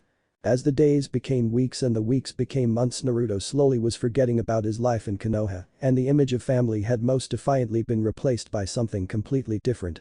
If Killer Bee were to fist bump Naruto, he wouldn't see 1 or 2 suns like he would with an alternate version, he would have seen at least 9 suns burning brightly within the boy's soul. To Naruto it didn't matter whether they were related or not, they were closer than the closest families in the world. Family no longer meant a group of people related by blood, it was now a term used to describe people that would love and support each other to the ends of the earth and back, and there did not have to be any relation of any kind. Over the last few months the Straw Hat Pirates had gone all over the world visiting islands new and old, seeing old friends and making new ones. One of Naruto's favorite places was the Sky Island. Skypia with the City of Water. Water 7 falling closely behind. Riding the knock-up stream was one of the most exhilarating and terrifying moments of his short life. Kurama had called the whole thing preposterous, as if a malevolent, sarcastic, perverted giant 9-tailed fox demon was more common than an island floating in the sky. Needless to say, Kurama was speechless when the Thousand Sunny was flying into the sky and landed in the White Sea just outside the Heaven's Gate. Arriving on Skypia, the Straw Hat Pirates were greeted by Shandarians and Skypians with open arms. It was here that Naruto and Kurama heard the tale about the 400-year war and how it ended with the ringing of the golden bell by one Monkey D. Luffy. They even told him about how they were ruled over by a self-proclaimed, and if you ask me, he definitely had the power to back it up, god by the name of Enel, or Ener, whichever you prefer, but I'm calling him Enel. The story sounded so unreal to Naruto and Kurama that if they weren't told by the people who witnessed it, they would have not believed it no matter what. It is hard to believe that your older brother figure basically kicked a god's ass when nobody else could do it, not even your monstrously powerful father figure. That was something Naruto liked about the Straw Hat Pirates. They didn't blab to the world all the crazy shit they've done, they kept it to themselves, telling the stories of their adventures to the people that it mattered to. Reputation and past exploits meant almost nothing to them, they just kept going forward, never looking back at the things they've done or the places they changed. Those things didn't matter. All that mattered to them were their dreams and each other. Something not many ninja thought about, most wanted to make a name for themselves and become rich or famous before they died. Currently the Thousand Sunny was on its way to some island in the Grand Line, and as fate would have it was an island that they had never visited before, and unknown to all present a certain event would occur on this day that would eventually result in a fated battle. The gloomy Luffy slowly walked out of the kitchen. The look on his face was something Naruto and Kurama had seen only a few times. He was hungry, when isn't he? We're all out of food. Luffy said as he glumly looked at his crew. That's impossible, we stocked up on the last island 3 days ago. Sanji said as he took a puff of smoke. There should have been enough food to last us a month. Now Luffy was avoiding eye contact with Sanji, a telltale sign that he had something to do with the food's disappearance. Luffy, Sanji growled, did you have something to do with this? No, I seriously have no idea what you are talking about. Luffy said as he sweated profusely. Oh okay then, I just thought. Suddenly he leaned in and took a closer look at Luffy. Are those crumbs? I thought I ate it all. Luffy yelled as he quickly moved to suck up the crumbs like a vacuum cleaner. So it was you? Bam, Sanji yelled as he landed a powerful kick to Luffy's head. While this was going on, Usopp, Chopper and Naruto were fishing off the side of the boat, desperate to not make eye contact with the cook since they were also partially responsible. Truth was the idiot trio and Naruto had an eating contest. Somehow they convinced Naruto to us the code he was given. Out of the corner of her eye, Nami noticed all 3 of them. A few moments later all 4 idiots were lying on the floor covered in bruises and lumps courtesy of Nami and Sanji. Says Sanji said as he lit another cigarette, now I have to change the lock again, like hell I will give it to anyone except Nami Swan and Robin Schwan. You should get that done quickly, Sanji-kun. We will arrive at the next island by tonight. Yes, Nami Swan. Sanji swooned in his typical love hurricane. I hope you get sick from spinning too much. A certain swordsman said under his breath. Several hours later the Straw Hat Pirates landed on an uncharted island. Oh, Usopp said shaking, I'll die if I go on that island. Disease. Shishishishishi, I smell adventure. Luffy said as he clapped his feet together sitting on the figurehead. Naruto looked at the island in awe, this was a new chance for adventure and new friends. Kurama however had other ideas. There was something on that island that made him shudder. Alright, you all have your assignments. Sanji-kun, Luffy, Usopp, Chopper and Naruto, you guys find food and water. Zoro, where the hell are you going? Nami demanded.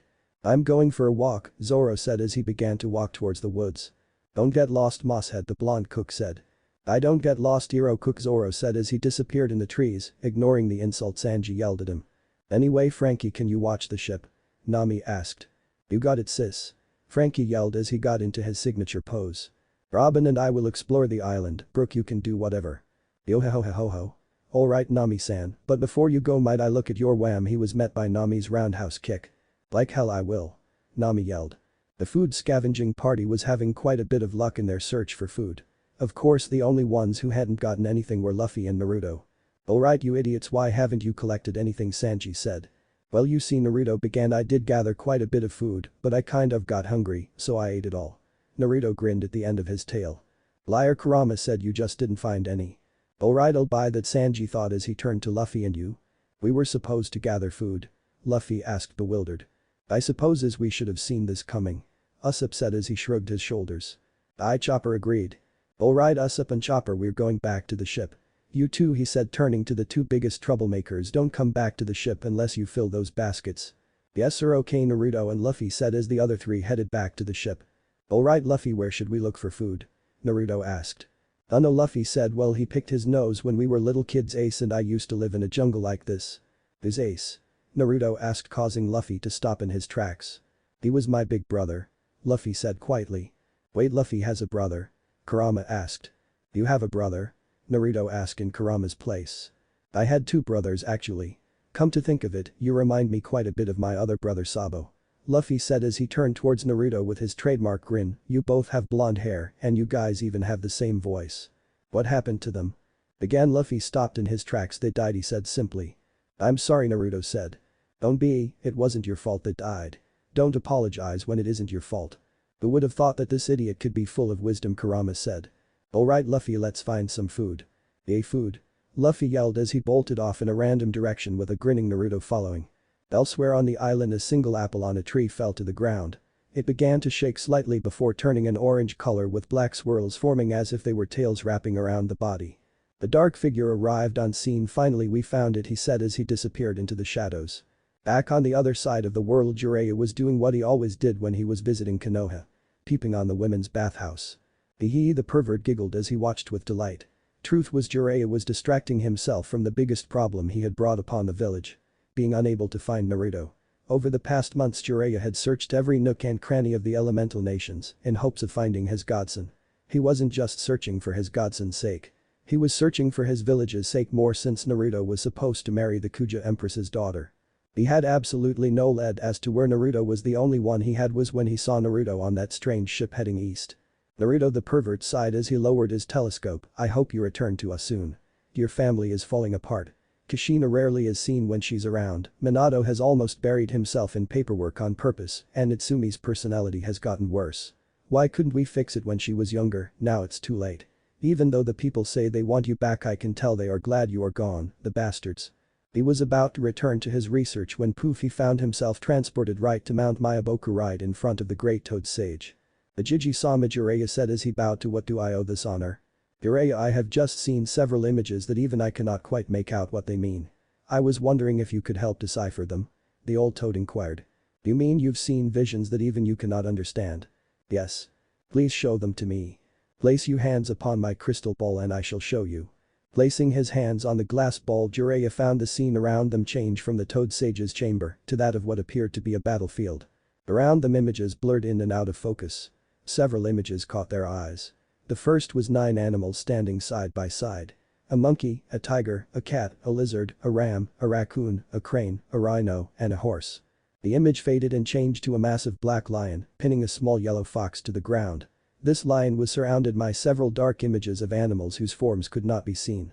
Soon an image of the same lion was seen, only this time he was battling the monkey from the first image. Not much of that battle was seen since the scene changed yet again. The monkey had changed into a lion of its own, with a mane black as midnight. The beast comforted the fox and the other 8 animals before walking away.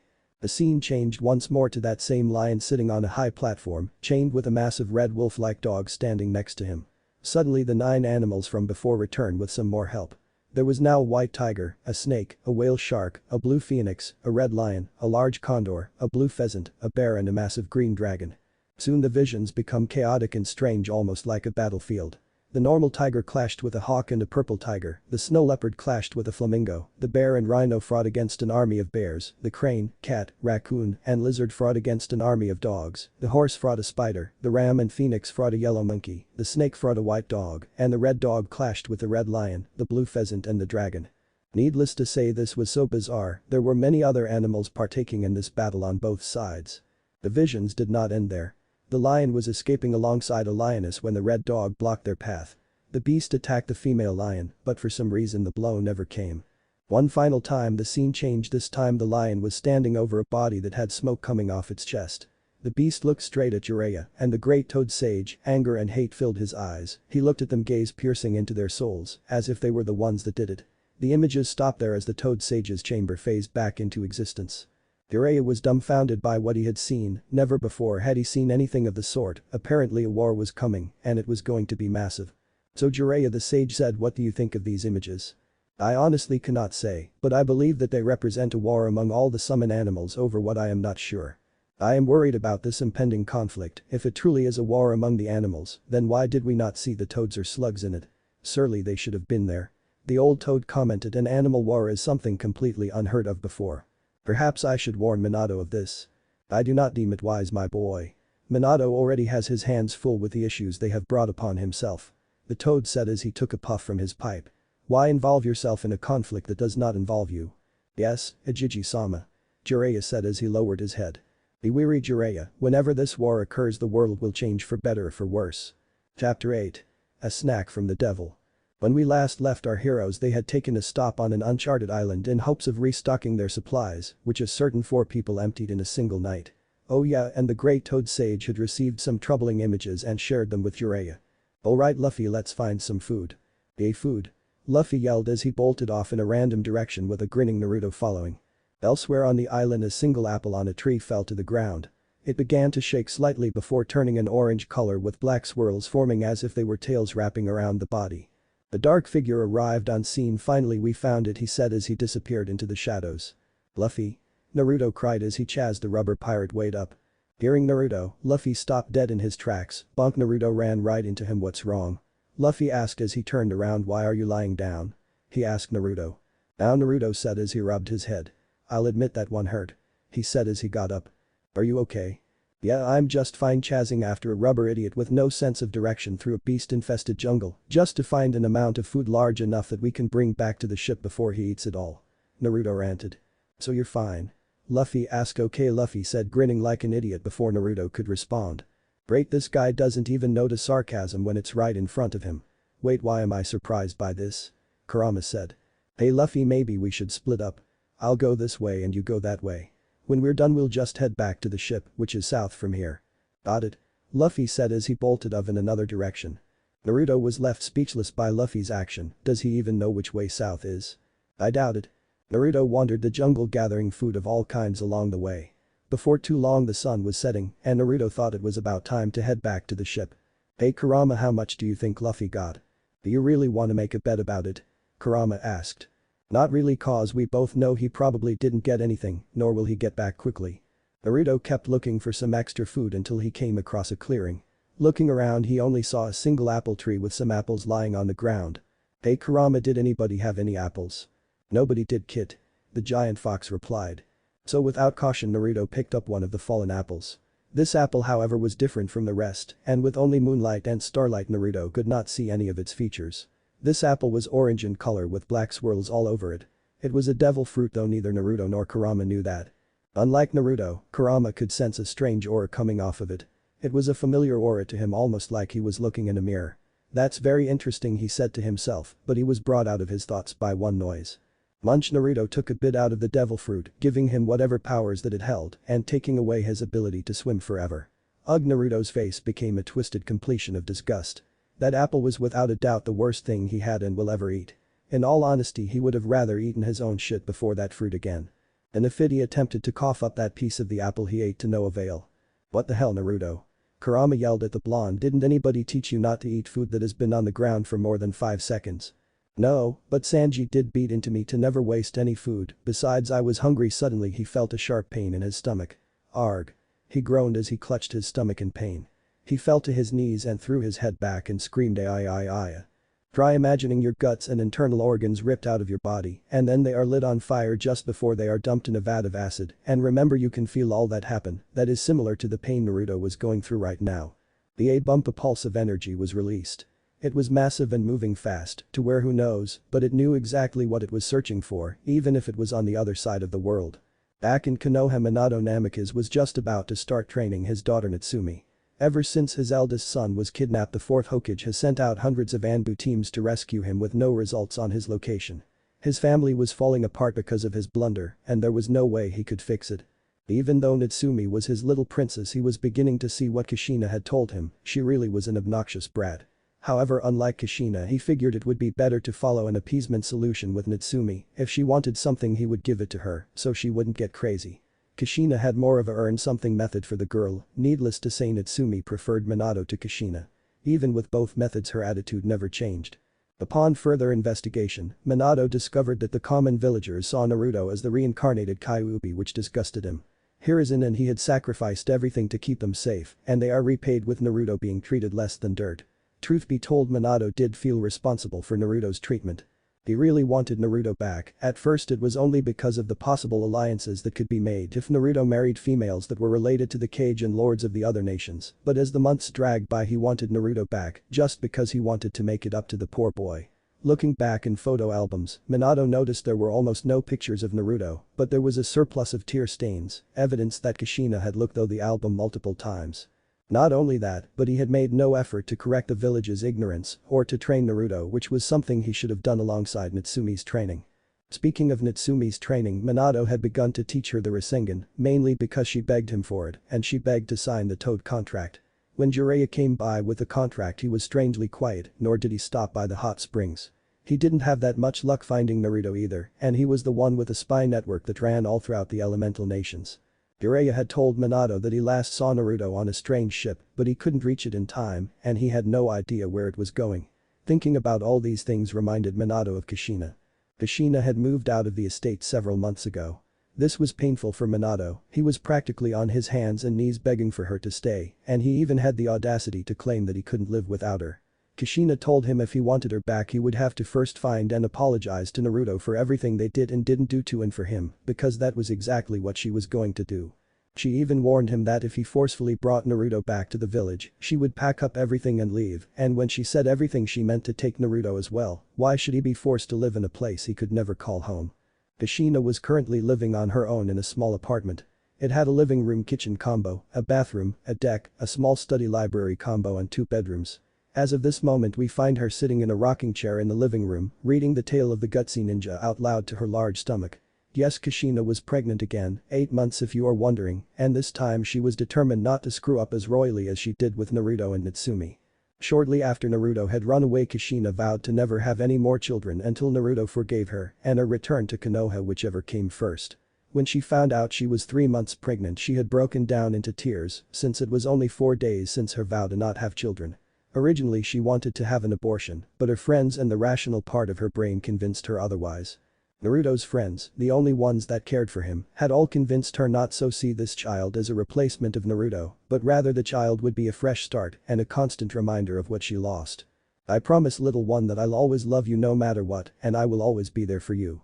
She said these words as she put the book down. They had become part of Kushina's ritual for letting her unborn child know that he or she will always be loved and wanted before it's even born.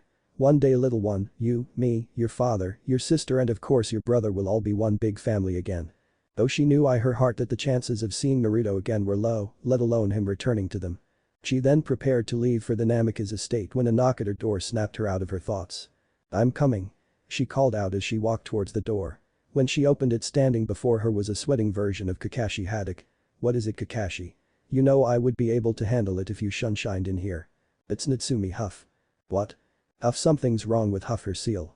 He said as he tried to catch his breath. Sensei needs your help right now, Huff. Kushina's eyes widened in shock. Sarutobi Hiruzen had used the dead demon-consuming seal to seal the Kyuubi's chakra into Natsumi. It was a seal powered by the death god. There was almost no way to break it. The only way it could be broken is if somebody used the key, which was well hidden by the Monkey King Enma. I'll be right there. Just because she no longer lived with Minato and Natsumi didn't mean she didn't care for them. Besides, she felt responsibility for her daughter's behavior and well-being as much if not more than what Minato felt. When she arrived at the training grounds in the back of the estate, Natsumi was rolling on the ground, clutching her stomach and screaming bloody murder. Kushina, thank Kami you are here. The 4th Hokage cried as he struggled to hold Natsumi still. Please help me restrain her so Jiraiya can fix the seal. He ordered. Quickly the Hokage and his wife pinned their daughter to the ground with her arms by her sides. The whole time the girl never stopped screaming her head off. Upon looking at her seal, their eyes widened. The seal was burning red like fire right through her shirt. Hell, it was burning through it, evidenced by the smoke steam coming off her stomach. What the hell happened, Minato? The redhead asked. I don't know. He replied, she was fine a minute ago when I taught her the first stage for the Rasengan. Then you were teaching her the Rasengan? Kushina yelled furiously. Minato was sweating bull right now. They had agreed to not teach Natsumi the Rasengan until she was at least Chunin, but he had jumped the gun. Yes. We will talk about this later. The woman growled. Right, sensei, what's going on? He asked. To be honest, he didn't have the slightest clue either. Jiraiya looked up from the girl's stomach. I have no idea what is happening. However, I can send a bit of my chakra into the seal to see what's going on. UIT. The girl's parents screamed. So Jiraiya sent some of his chakra into the seal. Once inside, he looked around. Natsumi's mindscape resembled the Namikaze estate, but here it was falling apart. With haste he ran around the entire area looking for the source of the disturbance. He found it in the location of the Kyuubi's chakra. There before the gate that kept the chakra in was a black figure. Its body was made of black smoke with two horns like projections coming off of its head and a tail. The being was clearly trying to open the gate. "Stop right there," Jiraiya called out. The figure stopped what it was doing and turned towards the toad sage, giving the sage a frontal view. It had no nose, pointy ears and eyes that were red like fire. "Who dares?" it said. Just saying those words put an uneasy feeling into Jiraiya. Jiraiya had seen many things in this world, but this was definitely not one of them. "What are you?" "Me? I am what is known as an Akuma, a devil. I am here to return what was taken." "Are you talking about the Kyuubi's chakra? Is that what they call the furball?" "Tahahaha. Figures you humans don't bother to learn his name. Now if you'll excuse me, I have something I need to do," it said as it turned back to the gate. "Oh yeah, and before you say anything, the devil is more powerful than the god of death, so be gone," it commanded. Just its command forced Jiraiya out of Natsume's seal, throwing him back in the real world. "Return to yourself, Kurama, and be grateful for the back door that was created for all you Biju." Aboom. With those words, the gate holding back Kurama's chakra exploded, unleashing the chakra upon the world. I wonder if the sage knew that by creating his grandchildren, he also forced the creation of their countermeasures, the devil said to himself before he vanished. "Jiraiya." Minato and Kushina yelled at the sage. "What happened?" "I am unsure, but from what I saw, the devil himself is opening Natsume's seal. We have to." Boom. He was cut off by a very large pulse of chakra that threw them all back. Natsume began to convulse violently as a stream of blood-red chakra came out of her seal. The entire village now turned towards the source of the noise. Needless to say, they were all frozen with shock and horror when they saw what formed behind the Namika's estate. A pure chakra version of the nine-tailed fox. Roar. The beast roared to the heavens as another shockwave was released. Cruash. The shockwave was so intense that it leveled everything within a half-mile radius. All the people of the village were knocked down. The beast's body then transformed into a stream of fire with only the head remaining intact. The beast let out one final roar before it vanished in a red flash. When the dust settled, everyone gathered around the now demolished Namika's estate. Thankfully no body was killed or seriously hurt by this fiasco. Minato had several cuts and burns, mostly because he was hunched over Kushina protecting her. Kushina only had small cuts on her arms from protecting her stomach, and she was bleeding from her head courtesy of a rock. Jiraiya only had a broken arm and leg, so he wasn't too bad. Natsume, however, was the worst of all four. She was still unconscious and was lying in a crater. Smoke was still coming off of her seal, which had burned itself into her skin, never to go away. She was bleeding all over her body and was a ghostly shade of white. Not only that, but she was no longer the Jinchuriki of the Kyuubi's chakra. The burning fox head raced across the globe searching for the one who called it. When it found him, zeroed in on its target. With blinding speed it shot towards him like a falling star and entered into the seal on his stomach. Boom! A small shockwave was sent across the entire island upon its entry. Naruto looked down at the seal on his stomach as it faded away. "What the hell?" he said as he collapsed to the ground and blacked out. "Naruto!" Kurama yelled just before he too was consumed by the darkness. Chapter 9. Approaching darkness. The burning fox head raced across the globe searching for the one who called it. When it found him, zeroed in on its target. With blinding speed it shot towards him like a falling star and entered into the seal on his stomach. Boom! A small shockwave was sent across the entire island upon its entry. Naruto looked down at the seal on his stomach as it faded away. "What the hell?" he said as he collapsed to the ground and blacked out. "Naruto!" Kurama yelled just before he too was consumed by the darkness. As Naruto lay there unconscious, three figures appeared in the clearing, two men and a woman, and they were most certainly not members of the Straw Hat Pirates. "Are you sure this is where you found it, Shakian?" the woman asked. She wore a black dress that went down mid-thigh. It had sleeves and revealed a lot of cleavage. She wore incredibly high boots with 3-inch heels that left about 2 inches between them and her dress. Her hair was tied in a braid and it hung over her right shoulder. All in all, she was freaking hot as hell. Shakian, as he was called, was a man that stood at around 6 feet tall. He had short black hair with a purple mohawk running down the middle. He wore an open gray shirt with a black tie, blazer and pants, and he wore sandals on his feet. "Yeah, I'm sure that it's here, Jennifer. I said it was under an apple tree in the middle of a clearing. Is that not what I said?" he said with a hint of annoyance in his voice. He really didn't like women that much, especially when one was to be considered his superior. "Damn bitch." Jennifer ignored that last comment as she led the other two towards the apple tree. At the base of the tree they saw something they did not expect, a young boy lying face down in the dirt. "Oh ho ho ho ho, what do we have here?" The third member of the group laughed as he stood over the unconscious form of Naruto. This man was much older than the other two. He had a long silver beard and mustache that reached his toes. He was completely bald and wore sunglasses despite it being night out. Like Shakian, he wore black, except his was more like a robe than a suit with white trimmings. Being old the man he leaned on an equally old wooden staff. As he investigated the boy something next to him caught his eye. There it was the devil fruit they were looking for, except there was one problem, there was a bite taken out of it. It appears that he was correct Jennifer, the fruit was here, however he failed to mention that a brat ate it. Tell us Shaki and why did you leave it here and get us when you found it? Shut up Apollo. Shakian yelled how was I supposed to know a brat would eat it? You do realize you could have brought it back to us right? Shakian's eyes widened with shock he honestly never thought of that. Keeping a straight face he walked over to the tree so stupid. He yelled. Wham he slammed his head against the tree breaking it and sending the upper portion flying. While Shakian was smashing his head against trees and Apollo was poking the boy with his staff, Jennifer thought over the situation carefully. We have been on this mission for the last 18 months and this was the only lead we could find, now it's a dead end. She proceeded to place her head face in her hand, the director is not going to be pleased with this she sighed. So what should we do? Are we even sure that this was the fruit he wanted? Apollo asked as he poked the boy. I'm sure that was it. Shakian replied it matched all the descriptions given in the legends that we found. This would have been easier if it was recorded in the devil fruit manual. I say we call the director and see what he wants us to do. Jennifer said. That's a horrible idea Jennifer Shakian said. Jennifer is about to retaliate when Apollo spoke up. I say we call the director and see what he wants us to do. That's an excellent idea Apollo. Shakian said give me a minute I'll call him right now. He said as he pulled out a transponder snail. That was what I just said you assholes Jennifer thought. Beautip click. Hello. A voice answered. Oh it's you Ling Shakian growled is the director there? Sorry he can't come to the snail right now, so please leave a message after the beep beep. At this time Jennifer who had about just enough of these idiots as she so delicately calls them, grabbed the snail look here Ling we don't have time for you to be fooling around. We have an urgent update for the director concerning the devil fruit he's had us looking for the last year and a half. Right away Jenny-chan. The man on the other end said. I told him to stop calling me that. She growled clearly getting more pissed off by the minute. Shakian and Apollo however were snickering like idiots behind her shut up you idiots. She yelled. Hello? Jennifer are you there? A new voice said from the transponder snail. Yes director I am here she said. I take it you three found it. Yes sir but.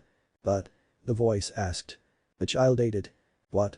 Ouch damn that's hot. Somebody get me a towel I just spilled my coffee. At this all three sweat dropped seriously why did they have to work for this guy? After that little fiasco the snail calmed down a bit damn if somebody ate it that really throws a monkey wrench into the operation. I knew I should have sent Grim and not you three. At the sound of that name all three of them shuddered in slight terror. Clearly this grim fellow was not somebody you wanted to mess with. No matter bring the child back with you this may be a blessing in disguise. Make absolute sure nobody knows that he's missing. Understood? Yes sir. All three said as the snail went to sleep. Back on the Thousand Sunny the other 8 Straw Hat Pirates were starting to get worried. Luffy and Naruto had been gone for a while now, hell Zoro was back before them. Not only that but that loud boom and sudden wind really worried them. Alright that does it we're going to look for them. Nami ordered let's split into groups so we find them faster. I'll go with Nami Swan and Robin-chan. Sanji bellowed with hearts in his eyes. Sorry Sanji-kun, but I think I'll go with Zoro Robin said much to the cook's dislike. Damn Marimo. Damn Marimo Sanji said as he beat his fist into the ground. Don't blame me Iro Cook just because she chose to be with a better man. What did you say? Sanji asked going into fight mode. You heard me dartboard brow. Shitty swordsman. Zoro and Sanji growled as they got within an inch of each other's faces, everyone could see the sparks flying as clear as day. Bonk Nami hit them both on the head, leaving several lumps idiot she said clearly irritated by their antics. Damn which Zoro said under his breath. Ah Nami Swan is so beautiful when she's angry. Sanji said in love mode. I call Frankie. Chopper cried just before Usopp. Oh I wanted to go with Frankie. Usopp pouted. Maybe next time Usopp for now go with Brook. Nami said. Yo ho ho ho ho. The skeleton laughed I just remembered something important he turned towards Robin and Nami before we leave, can you show me her? The HWAK he was cut off by Sanji kicking his skull. I am surrounded by idiots. Nami said as she placed her head in her hands. Sorry not today Brook. Robin said with a hint of amusement. Super. Frankie yelled as he struck a pose we all have our partners so let's go. Aye. The crew responded. Topper we're taking the Black Rhino. The cyborg told the reindeer. Quickly they raced to the soldier docking deck. Wait you guys we need to decide who's going where. Nami cried after them, but Chopper and Frankie were already on the Rhino-themed motorcycle when they heard her. Let's ride little bro. Frankie said as he finished restyling his hair into its original look. Once they left the dock they heard Nami call out to them. You two take the southern part of the island. Brook and Usopp, you two take the eastern side. Robin and Zoro, you guys take the western. Sanji, you and I will take the northern. Is that okay with everyone? Yep. No problem. Sounds like fun. I'm all set. Super. Ho ho ho ho. Anything Nami Swan says is a good idea. But let's go. She said.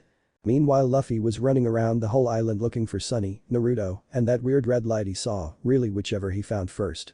Damn, where are Naruto and the ship? He said to himself while he scratched his head. That red light was pretty awesome too, I wonder what it was. Oh well, Naruto said the ship was south of here, so if I go in the warmest direction I'll find them.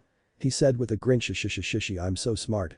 5 minutes later Luffy found himself back at the Thousand Sunny. How? By pure luck, that's how.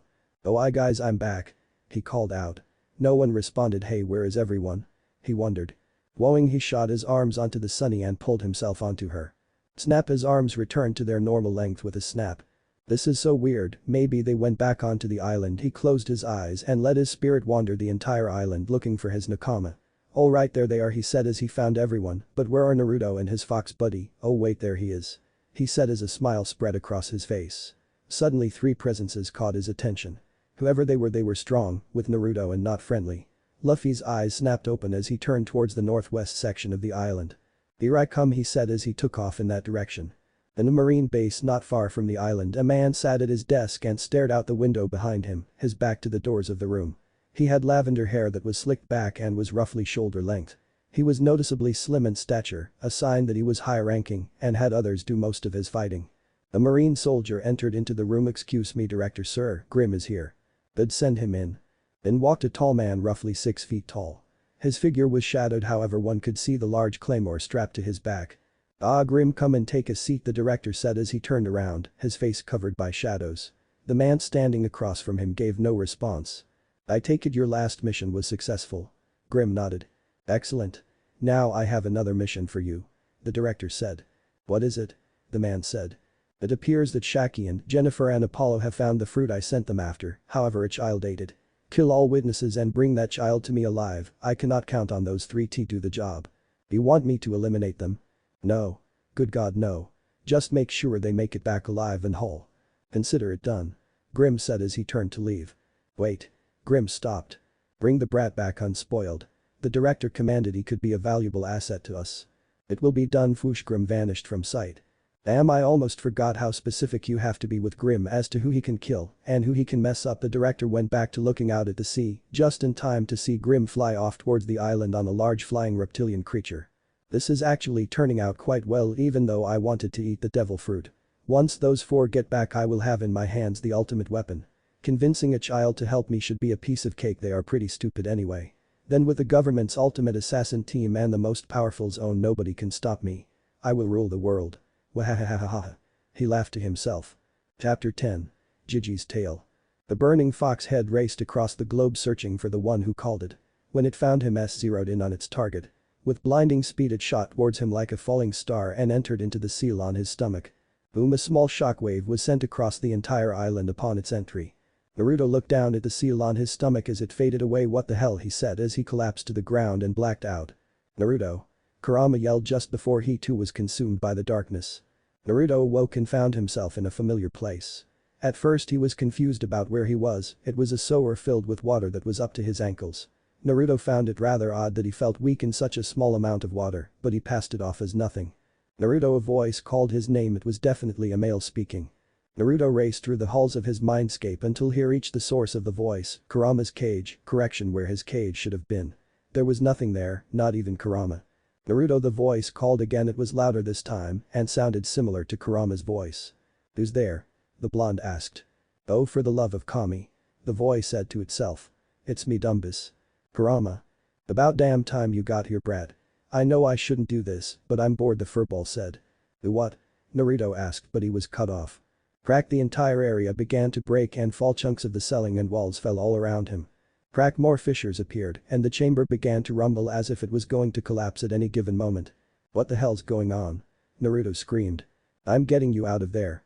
Crush Naruto's Sower mindscape completely collapsed, revealing a white space. The only splash of color was Kurama, who was now easily 3 times his original size. Kurama. What the hell happened to you? Let me show you what happened, the fox said as he reared his head. All 9 tails circled him, pointed towards his open maw. Small balls of blue and red gathered together, forming a massive, when I say massive I mean 5 times the size of Kurama, black ball. He then condensed it before swallowing it. Boom! Kurama fired an enormous blast of chakra, careful not to hit Naruto. Boom! It caused a massive explosion in the distance. Holy, Naruto said wide-eyed. That's right bitches, Kurama is back at full power. Oh hell yeah. The fox cheered as he started to dance. Naruto just stared at the dancing fox wide-eyed. Natsumi was supposed to have Kurama's chakra sealed in her. Hiruzen had separated it so that Natsumi would have better control over the chakra since the fox's influence wouldn't be there. But here before him stood Kurama at full power, and if he had all his power back, what the hell happened to his sister? Confused are you? A new voice said that caused both Naruto and Kurama, once he stopped dancing, to turn towards the newcomer. It was an elderly with spiky gray hair. He wore a high-collar cloak and a necklace with 6 megatama. In his right hand was a staff with a ring adorning it. His eyes were light purple in color with a ripple pattern. Next to him stood a shadowy figure with horns, a tail and red eyes. Gigi? Kurama asked as tears formed in his eyes. Good to see you, Kurama, the old man said with a smile. It's been what, several hundred years? 900 by my count, Gigi, he said while smiling. Kurama, who the hell is that old guy? Naruto asked as he pointed at the old dude. Bonk, show some respect, Baka, that's Gigi, also known as the Sage of the 6 Paths. That's fine, but I don't see how this concerns me. What? Naruto was completely shocked. This old guy was supposedly the strongest shinobi to ever exist. Oh ho ho ho ho. The sage laughed as he watched the scene play out in front of him. Wheat. A loud whistle was heard, gaining everyone's attention. I understand that this is a touching reunion for you, Hagoromo, but would you please explain to these 2 boobs why they are here? The shadow figure paused for a second, no time to explain, summarize. Right, I am known as the Sage of the 6 Paths, but my real name is Ltsutsuki Hagoromo. What I am about to tell you is extremely important, but you cannot tell a soul about it. You both know that my 2 sons became the Senju and Uchiha clans. Yeah, they were quite the pricks if you ask me. Kurama. This isn't true. The sage said as he lowered his head. What? Kurama yelled. Ooh, a plot twist, Naruto said, getting interested. I had a total of 4 children, 3 sons and a daughter. The 2 that you know were born after I became known as the Sage of the 6 Paths, and they were twins. My eldest 2 were my pride and joy, but in gaining such a reputation I lost them. What do you mean, Gigi? My eldest son, Hao, ate a devil fruit, probably what could be considered one of the most powerful zone devil fruit, able to compete with the Tiffin no Mi, the Biju no Mi model. Jubi no Dodarabachi. So your eldest son was a devil fruit user? Both Naruto and Kurama asked. Yes, and for the longest time he had control over his human and hybrid forms, making him far stronger than me. Not once did he attempt to transform into his full beast form out of fear. One day he did transform and all hell broke loose. What do you mean? Naruto asked. Yumi was held hostage by some rival shinobi that overpowered me when all seemed lost. Hao arrived. He didn't just beat down those men, he absolutely destroyed them. And in that split moment of bloodlust he transformed into his full monster form and lost control, destroying everything in his path. Yumi tried to help him regain control of his monster form, but it didn't work. He fired his version of the Biju bomb point blank at her. He said as tears rolled down his face. He lost control. Kurama asked, I thought you became a beast with a human mind. Normally with his own it's easy to control. But take your friend Chopper for example. 2 years ago he would lose control when he changed into his monster point, now he has control, the Shadow Man said. Enough of this, back to your sob story, old man. At the time I could do nothing to stop the beast that consumed my son and killed my daughter. The sage said as fate would have it, after a year of running away from it, I found a devil fruit called the Hyuzu no Mi, fuse fruit. It gave me the power to fuse and split anything. I hoped to use that power to save Hao, and after a long and difficult battle, I weakened the beast enough to separate Hao from it. However, instead of reverting back to a fruit, the beast remained for some unknown reason. Like I mentioned before, in order for me to split things like I did with Hao and the Juubi, I must fuse either part of what I split.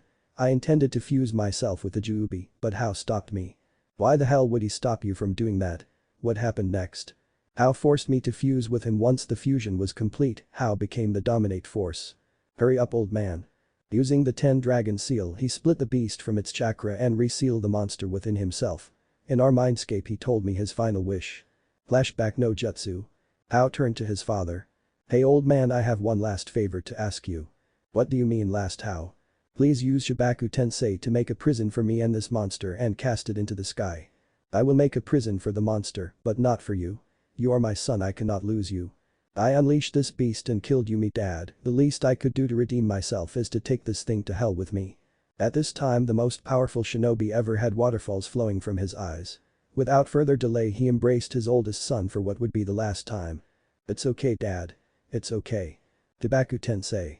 A massive moon soon hovered in the sky and the sage split his son from himself and prepared to imprison his son in the moon. Don't see this as goodbye, rather whenever you see the moon I'll be there. The young man said to his father. I love you.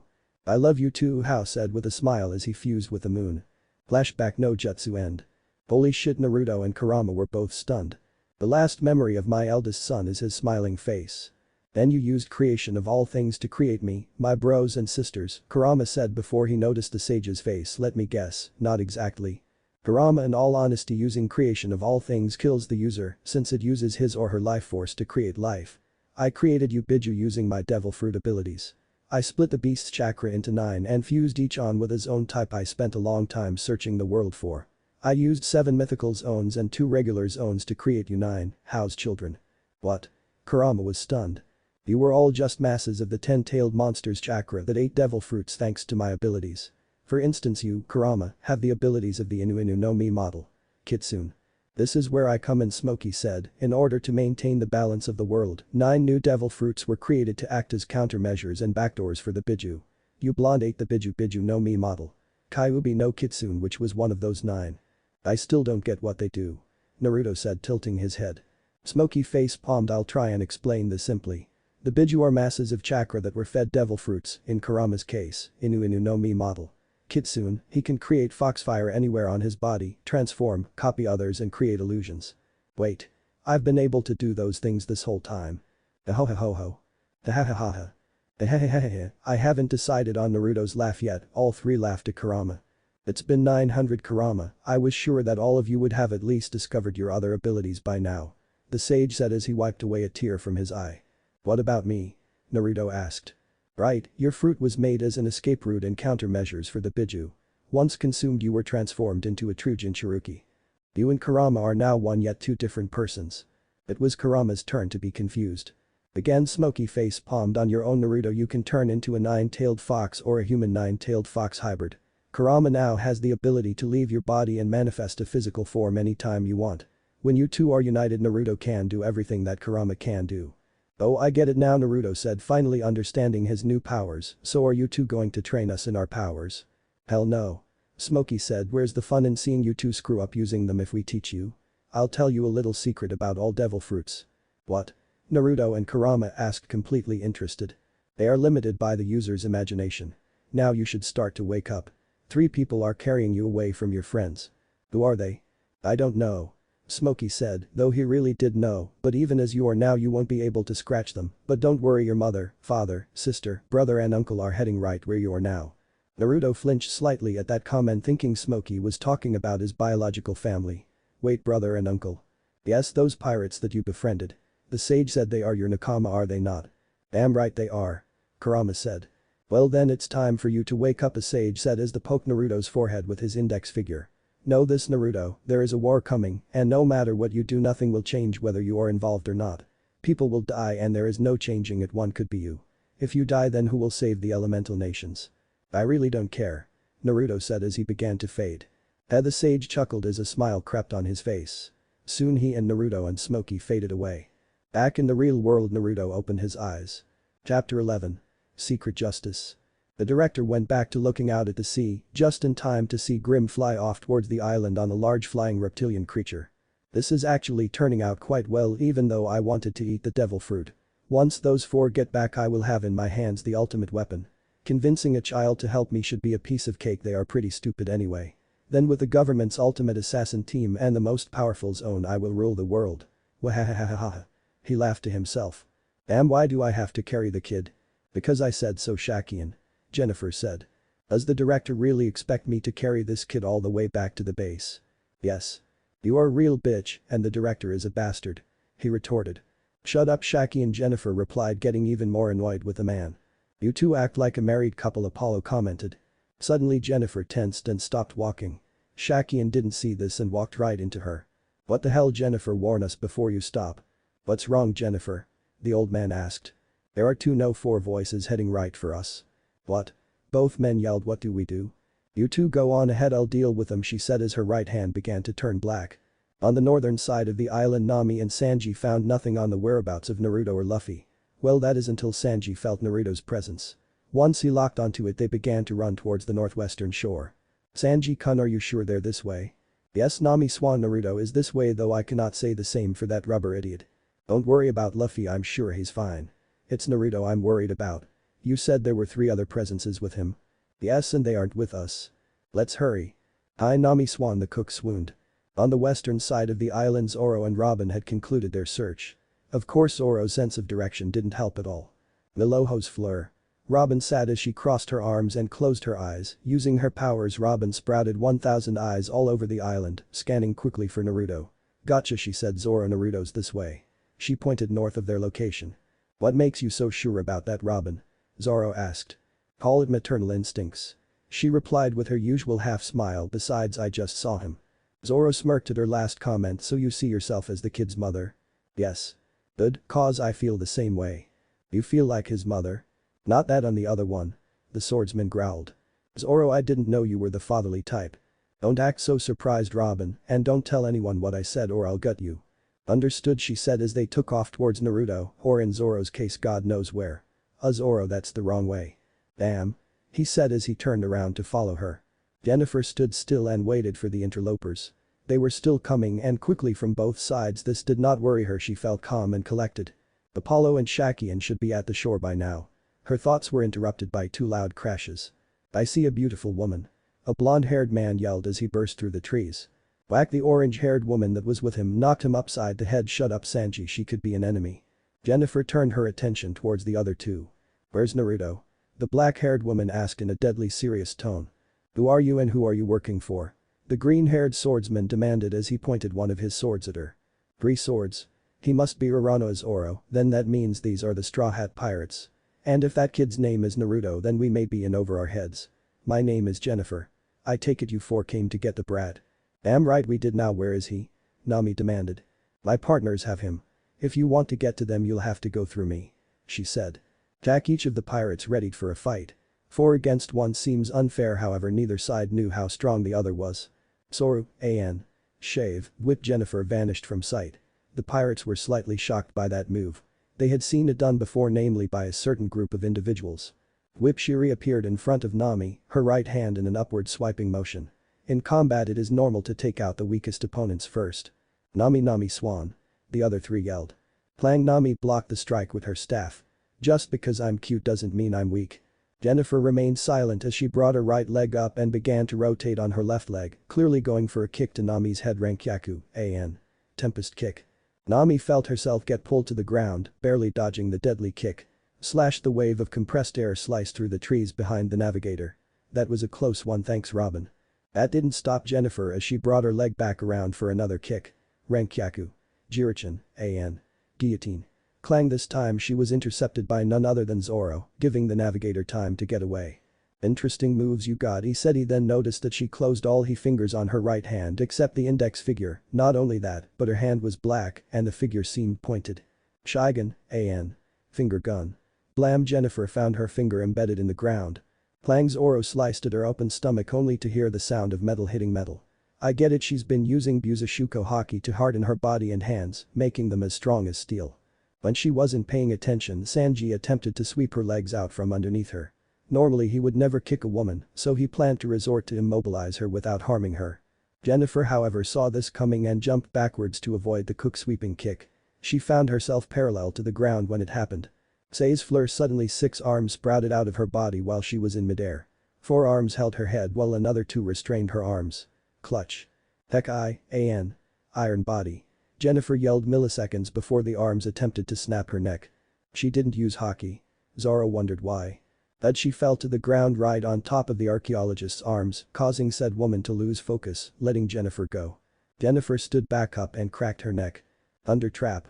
Jennifer now noticed that she was standing between 3 black clouds. Scrack! Lightning shot out of the clouds and struck her where she stood. "Did that work?" Nami asked as she stepped forward. I don't think so. Zoro said look. Sure enough Jennifer was still standing though this time her entire body was black, her hands looked like claws, and her braid appeared to move, so now she appeared to have an ancient Greek war helmet on her head, complete with a plume. In short she looked like an ancient Greek warrior female. To force me to use my full body armor I am impressed, but the fun has to end now. She said as she dropped into a handstand and began to spin. Suddenly the heels on her boots elongated until they were both about the same length as Zoro's katana Rankyaku. Ringu. She released a circular wave of compressed air out from where she was rapure soon, an armada of ring blades flew out at the pirates. Lang Zoro being a boss took the attack head on. Nami dropped to the ground while Robin vanished into a bunch of petals. Sanji on the other hand leaped completely over the attack and was right above Jennifer. Burchette. He yelled as he dropped downwards while spinning like a drill toward spear his opponent with his extended leg. Sensing him Jennifer stopped her attack and jumped out of the way deactivating her armor in the process. Puerpo Fleur Robin's voice said as two of her bloomed out of the momentarily distracted Jennifer. One wrong move and I'll finish you. Now where is Naruto? Robin asked in a deadly serious tone. I already told you he's with my coworkers, but you will never reach them. And why is that? Sanji asked. Cause you'll be dead within a short amount of time. What? All four pirates demanded. Suddenly as if on cue all four of them began to cough and collapsed to the ground clutching their chests, desperately trying to catch their breaths. What's going on? Why is it getting so hard to breathe? Nami asked. Have you noticed the slight fog surrounding us? Now that she mentioned it there was a slight fog. That is what I like to call carbon monoxide gas. I get it now. Zoro said as he propped himself up with Katetsu 3, it wasn't hockey it was a devil fruit you used to harden your body. That's correct I ate the Kaban no Mi, carbon fruit, it allows me to generate and manipulate carbon that comes from my body. When arranged properly it can be as strong as diamond or weak as graphite. I can also release it into the air allowing it to mingle with existing elements in the atmosphere, and since my body is immune to it, I am the only person on Earth who can breathe such gases. Since you are going to die anyway I might as well tell you I am a member of the government's elite assassin team. CP0. We have all the same privileges as CP9 except for one thing. We can call down a Buster Cole without the need of an Admiral's golden transponder snail. Bam, one by one each pirate fell to the ground unable to breathe anymore and passed into unconsciousness. Jennifer got up and walked over towards Robin. I'm sure the director will be very pleased when we even return with Nico Robin she said as SH slapped a pair of sea stone handcuffs on her and carried her towards her comrades. Chapter 12. Grim arrives. Bam, one by one each pirate fell to the ground unable to breathe anymore and passed into unconsciousness. Jennifer got up and walked over towards Robin. I'm sure the director will be very pleased when we even return with Nico Robin she said as she slapped a pair of sea stone handcuffs on her and carried the archaeologist towards her comrades. Cough cough Nami forced herself awake, it was still very difficult to breathe with the carbon monoxide fog surrounding them. With great difficulty she disconnected a section of her sorcery Climatact and begun to twirl it slowly cough breeze cough tempo. A breeze came out of the staff section, dispersing the carbon monoxide fog just in time to any longer and they would be suffering permanent brain damage or worse, death. Both men from the monster trio pushed themselves up to their knees, still struggling to catch their breath. Damn that bitch Zoro said as he propped himself up. She was so cruel Sanji cried, but she was so hot. She took Robin Nami said. What? Hold on Robin Chuan your knight in shining armor shall save you. Sanji bellowed as he stood up only to collapse back to the ground. Hold still and catch your breath Sanji-kun. Nami said I only just got rid of the fog. So what do we do now? Zoro asked. Rest then we go after them Nami said. Suddenly there was a rustling in the trees behind them. Crash Raya. A figure roared as he burst through the trees where's Naruto? He yelled. Oh it's just you. Rubber shithead Sanji said as he lit a new cigarette. Luffy? Nami yelled. Oh hey guys what are you doing here? Luffy asked. We were attacked by a government agent. Zoro said. Luffy's expression hardened at that comment the worst part is they got Robin Chuan and Naruto. Sanji said. Where are they? Luffy demanded. They went that way Luffy Nami said as she pointed after the assassin. Wait here I'll get them back, Luffy said as he raced after Jennifer. Apollo and Shakian sat by the small boat they came in waiting for Jennifer. Naruto was tied and gagged in the boat. Where the hell is she? Shakian wondered. Relax Shakian our mission is a success, Apollo said as he chugged down a bottle of scotch, even if someone were to find us they would be hopelessly outmatched. Not only that, but I got us a little something extra a new voice said. Huh? Both men turned towards the voice and saw Jennifer walk out through the trees, carrying what appeared to be another person. About time you got here bitch Shakian said what did those people actually pose a challenge? Very funny Shakian, if you must know the Brad is apparently a member of the Straw Hat Pirates. What? Interesting Apollo commented it appears we have made enemies of the Straw Hat Pirates. They aren't as strong as the rumors say. I defeated 4 of them by myself and even captured Nico Robin. I call shenanigans. Shakian said raising his hand in protest. Are you doubting me? Jennifer growled. Yes, since not even CP9 could defeat them, I highly doubt you could beat 4 on your own, your power level is only 2300. Tell that to their bodies. I bet you 100 Beely you didn't even kill them. They are probably getting back up right now and are heading right this way. You're on. She said shaking his hand. They were breathing carbon monoxide in large quantities while they fought me. Jennifer, I do believe Shakian is correct, you do rely heavily on your devil fruit powers, the old man butted in. I don't recall you using Tekai or Kami that much. During our training sessions you use the other 4 arts more often, and when you do you back them up with your abilities. So what would happen if you had sea stone cuffs clapped on you? I'll manage. I'll bet you 2 million Beely that you can't go one day without using your powers in a fight. Shakian said. If that makes you happy I'll take that bet. While the 3 assassins argued, Naruto opened his eyes. At first he had no idea where he was but soon noticed he was on a small boat and he wasn't alone. Robin was lying down next to him, her body seemed to be relatively unresponsive. Where the hell are we? He said to Kurama. I think we are being held hostage, kid. What makes you say that? You really don't understand sarcasm, do you? Whatever, let's kick these guys' asses and go home. I couldn't agree more. Now how do I get out of you so I can fight with my powers? You really think I know how that works? No, but I can't imagine it being too hard. Seriously, we've seen Luffy, Robin and Chopper use their powers easily. How hard could it be? Hey you. Who are you and why did you kidnap Robin and me? Naruto yelled at the assassins, alerting them to his presence. What the hell is he thinking? He could have stayed quiet and just practiced in silence trying to get these powers to work. Kurama thought to himself, I guess if this doesn't work it'll all fall to me to save the day. It appears that one of our guests is awake, Apollo said. Remember Jennifer, if this kid tries to fight back you can't use your powers, otherwise you owe me 2 million belly. Jennifer just stared at the boy in silence. Did he know he ate a powerful devil fruit? Does he know how to use its power? Either way this may not be easy for her. I asked you a question. Does it really matter who we are? But if you must know, we work for the government, and as for why we are taking you, let's just say you two are valuable assets to the government. Brah! Naruto yelled as he charged the assassins. He didn't like these guys. They had basically called him and Robin tools for their own plans, whatever they were. He really didn't want to find out. Inside the whiteness of their shared mind, Kurama began to meditate. Got to figure out how these powers work, at least the foxfire, and getting out of here. I'll worry about transforming later.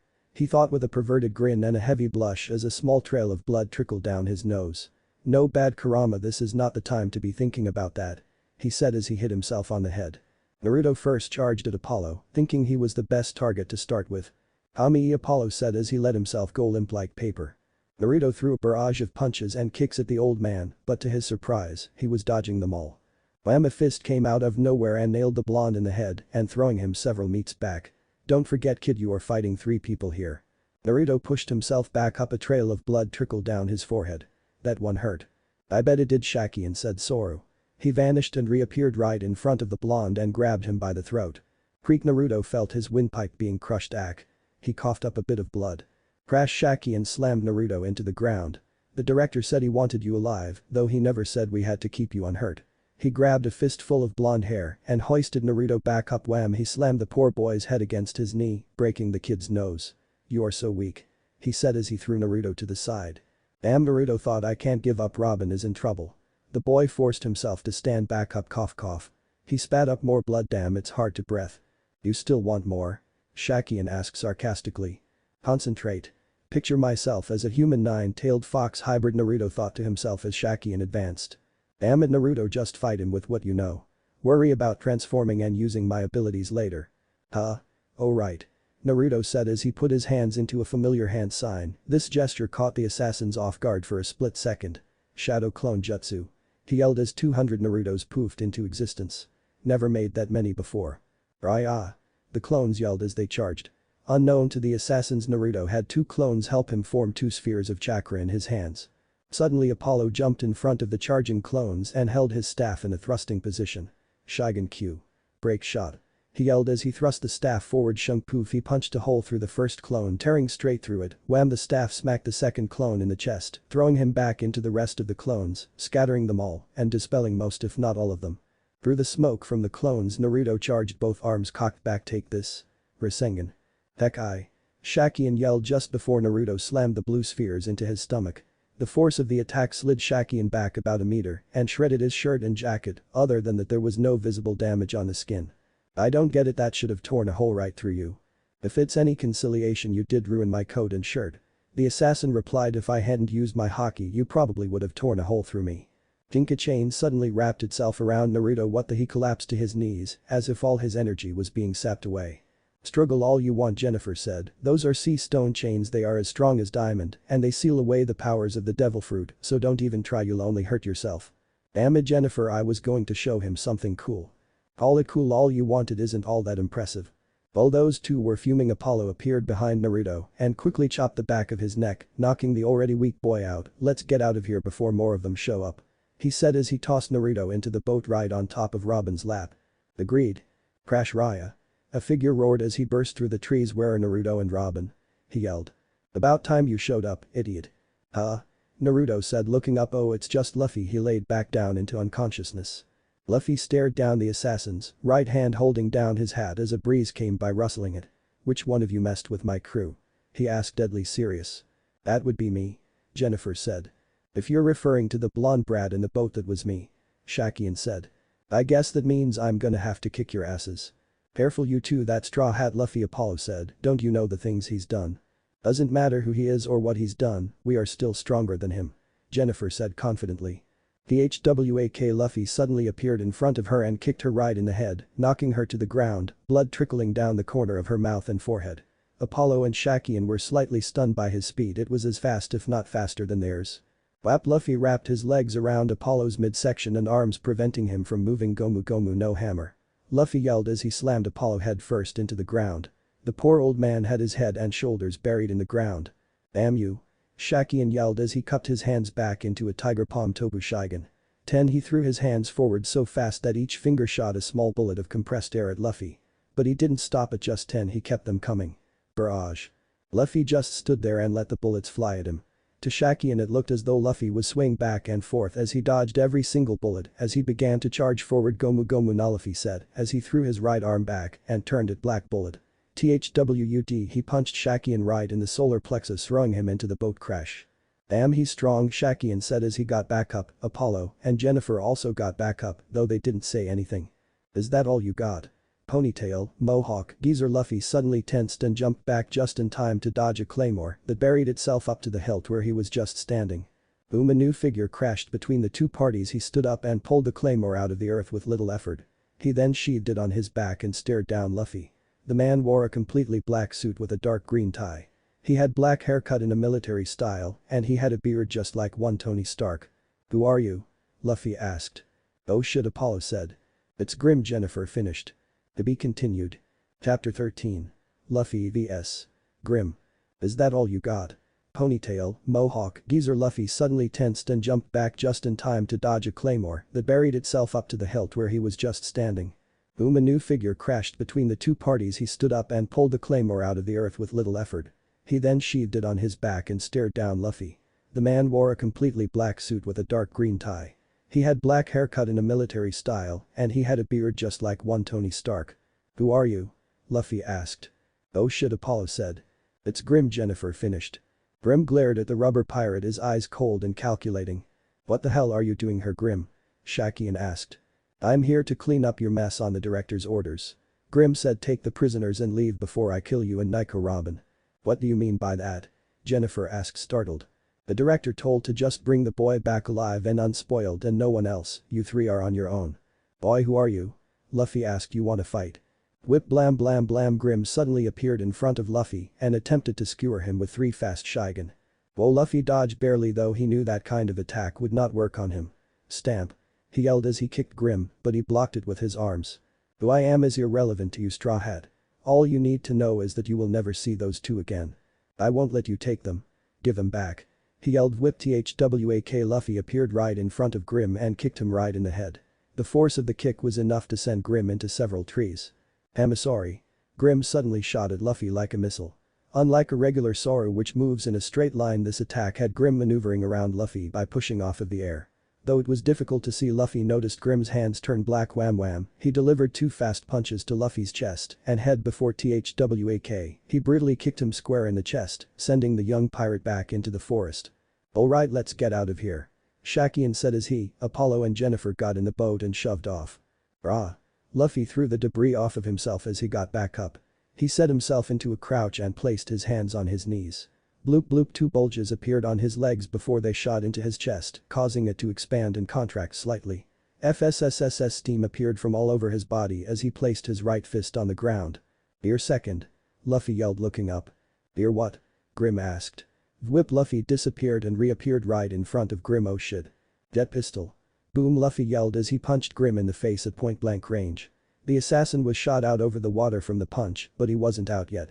Swoop. He yelled as the sword on his back began to shake. Screech. A piercing screech tore through Luffy's ears and he covered them with his hands. Whoosh, something flew by the young pirate at incredible speed, knocking him away with an aftershock. Whoa, Luffy cried as he ducked away after it made a second pass. You are stronger than I thought, Straw Hat. Grim said, I shall reward you with a quick death by my sword. Luffy turned towards Grim's voice and was met with an interesting sight. Grim was hovering in the air. No, he wasn't using the technique Geppo, instead he had 2 massive wings coming off his back. They were reptile-like wings, dark green skin color with black on the main body part. If Grim wasn't trying to kill him, Luffy would probably be starry-eyed and completely lost in how awesome it would be to have wings. Screech. Again the piercing sound assaulted Luffy's eardrums. Getting a better look, Luffy saw a reptilian head peeking over Grim's shoulder. It had a long beak and a crest on top of its head. Upon further inspection one would realize that the wings were growing out of it, not Grim. What the heck is that? Luffy asked. Meet my sword, Swoop. Grim said he at the Kaio no Mi model. Pterodactyl. Whoosh. Grim and his sword charged Luffy once more. Now die. Back at the Thousand Sunny, the other 4 Straw Hats got back together. So you two didn't find them either? Usopp asked Frankie and Chopper.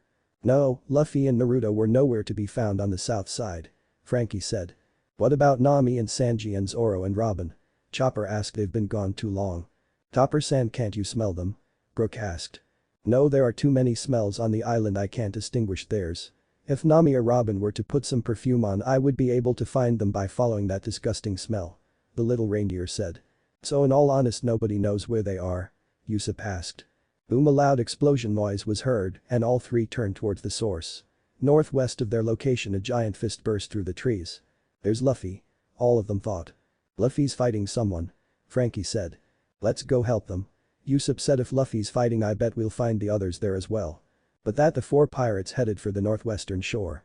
Back with Luffy and Grim, the 2 fighters seemed to be evenly matched. Luffy threw a massive fist at Grim, who dodged the attack. Swoop transformed back into a sword as Grim reached for it. Ray-ah. He yelled as he attempted to slice off Luffy's giant arm. Whoosh, the air left Luffy's giant fist. FSSSS. Luffy re-engaged his gear second as his right arm retracted. Gomu Gomu no, Luffy said. Jet pistol. He shouted as he fired 3 punches from his right hand. Whip boom strike, 1 whip boom strike, 2 whip boom. Grim dodged all 3 with Sora midair. Kamisori. He shouted as once again he charged Luffy, moving at high speed. Clang. Luffy intercepted the sword swing with a black arm. He grabbed Grim with his other arm and threw his head back. Gomu Gomu no Kane. Wham! Luffy slammed his head against Grim, throwing the assassin back. Grim was impressed. He had never been pushed like this by anyone else, not even the other members of CP0 were able to push him this far in a fight. Suddenly he felt something wet trickle down his forehead and onto his lips. He wiped away at it and looked at his hand to see what the mysterious liquid was. His eyes widened in shock. It was blood. Grim was bleeding for the first time since he became an assassin for the government. To think that this pirate made me bleed is truly unbelievable. He thought, well done in wounding me, Straw Hat, he said. The HWAK. Luffy kicked Grim, but the assassin dodged. It has been fun. As a reward I will show you something truly frightening, he said as his body began to shake and grow in size. What? Luffy asked, shocked as Grim began to transform. His body grew until it stood at a staggering 18 feet tall. His skin became covered in dark green scales, the muscles throughout his body grew at least 3 times their original size, his hands and feet turned into razor-sharp claws, a tail grew out of his lower back, while his teeth grew more pointed. Grim's eyes turned yellow and reptilian as he grew. Grim ate Kaio no Mi model. Allosaurus the monster spoke, makes me Dino Man. Even the claymore, Swoop, grew in size to match him, while it remained sheathed on his back. Me destroy you now. Grim said as he once again charged Luffy. Whip ba blam Grim blitzed Luffy, stabbing his sharp claw finger through the young pirate completely. Ack, Luffy said as he coughed up some blood. Seriously, you would do it too if you had a hole through your stomach. Chomp. Grim bit Luffy on the right shoulder and part of his neck. He spun around really fast before brutally throwing Luffy from his jaw into a cliff. Me no like using this form. Makes me feel different. The assassin said as he towered over Luffy.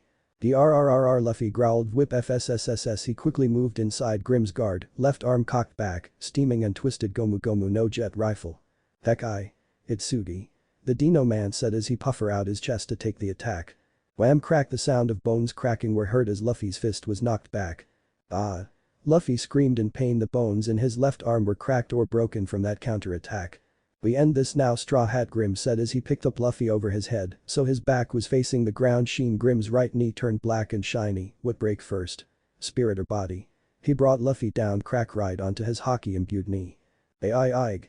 Luffy screamed in pain as his back was broken by the Dino man. Grim tossed Luffy to the ground and turned back into a human. That was fun, Straw Hat, he said. Grip. Suddenly Luffy grabbed Grim's ankle with his right hand. I won't let you take them. The bloodied pirate said, I'll save them even if it kills me. I have already beaten you, and the chances for your survival are slim, he said as he raised his other foot. Stomp crack. Ugh, Luffy screamed as Grim broke the bones in his hand. In agony, Straw Hat, Grim said as Swoop transformed for Grim to ride. Farewell. Whop whop whop. The pterodactyl flew away with the assassin back to their base. No ack. Luffy tried to yell, but he coughed up more blood. The young pirate tried to crawl after Grim with no success. Not far away, Nami, Zoro and Sanji were moving as fast as they could towards their captain. His screams of pain really worried them. When they got to the shore, they were met with a grisly sight. Their captain laid there on the ground, bloodied, beaten and broken. His skin was pale as a fresh snowfall while his right hand and left arm were broken.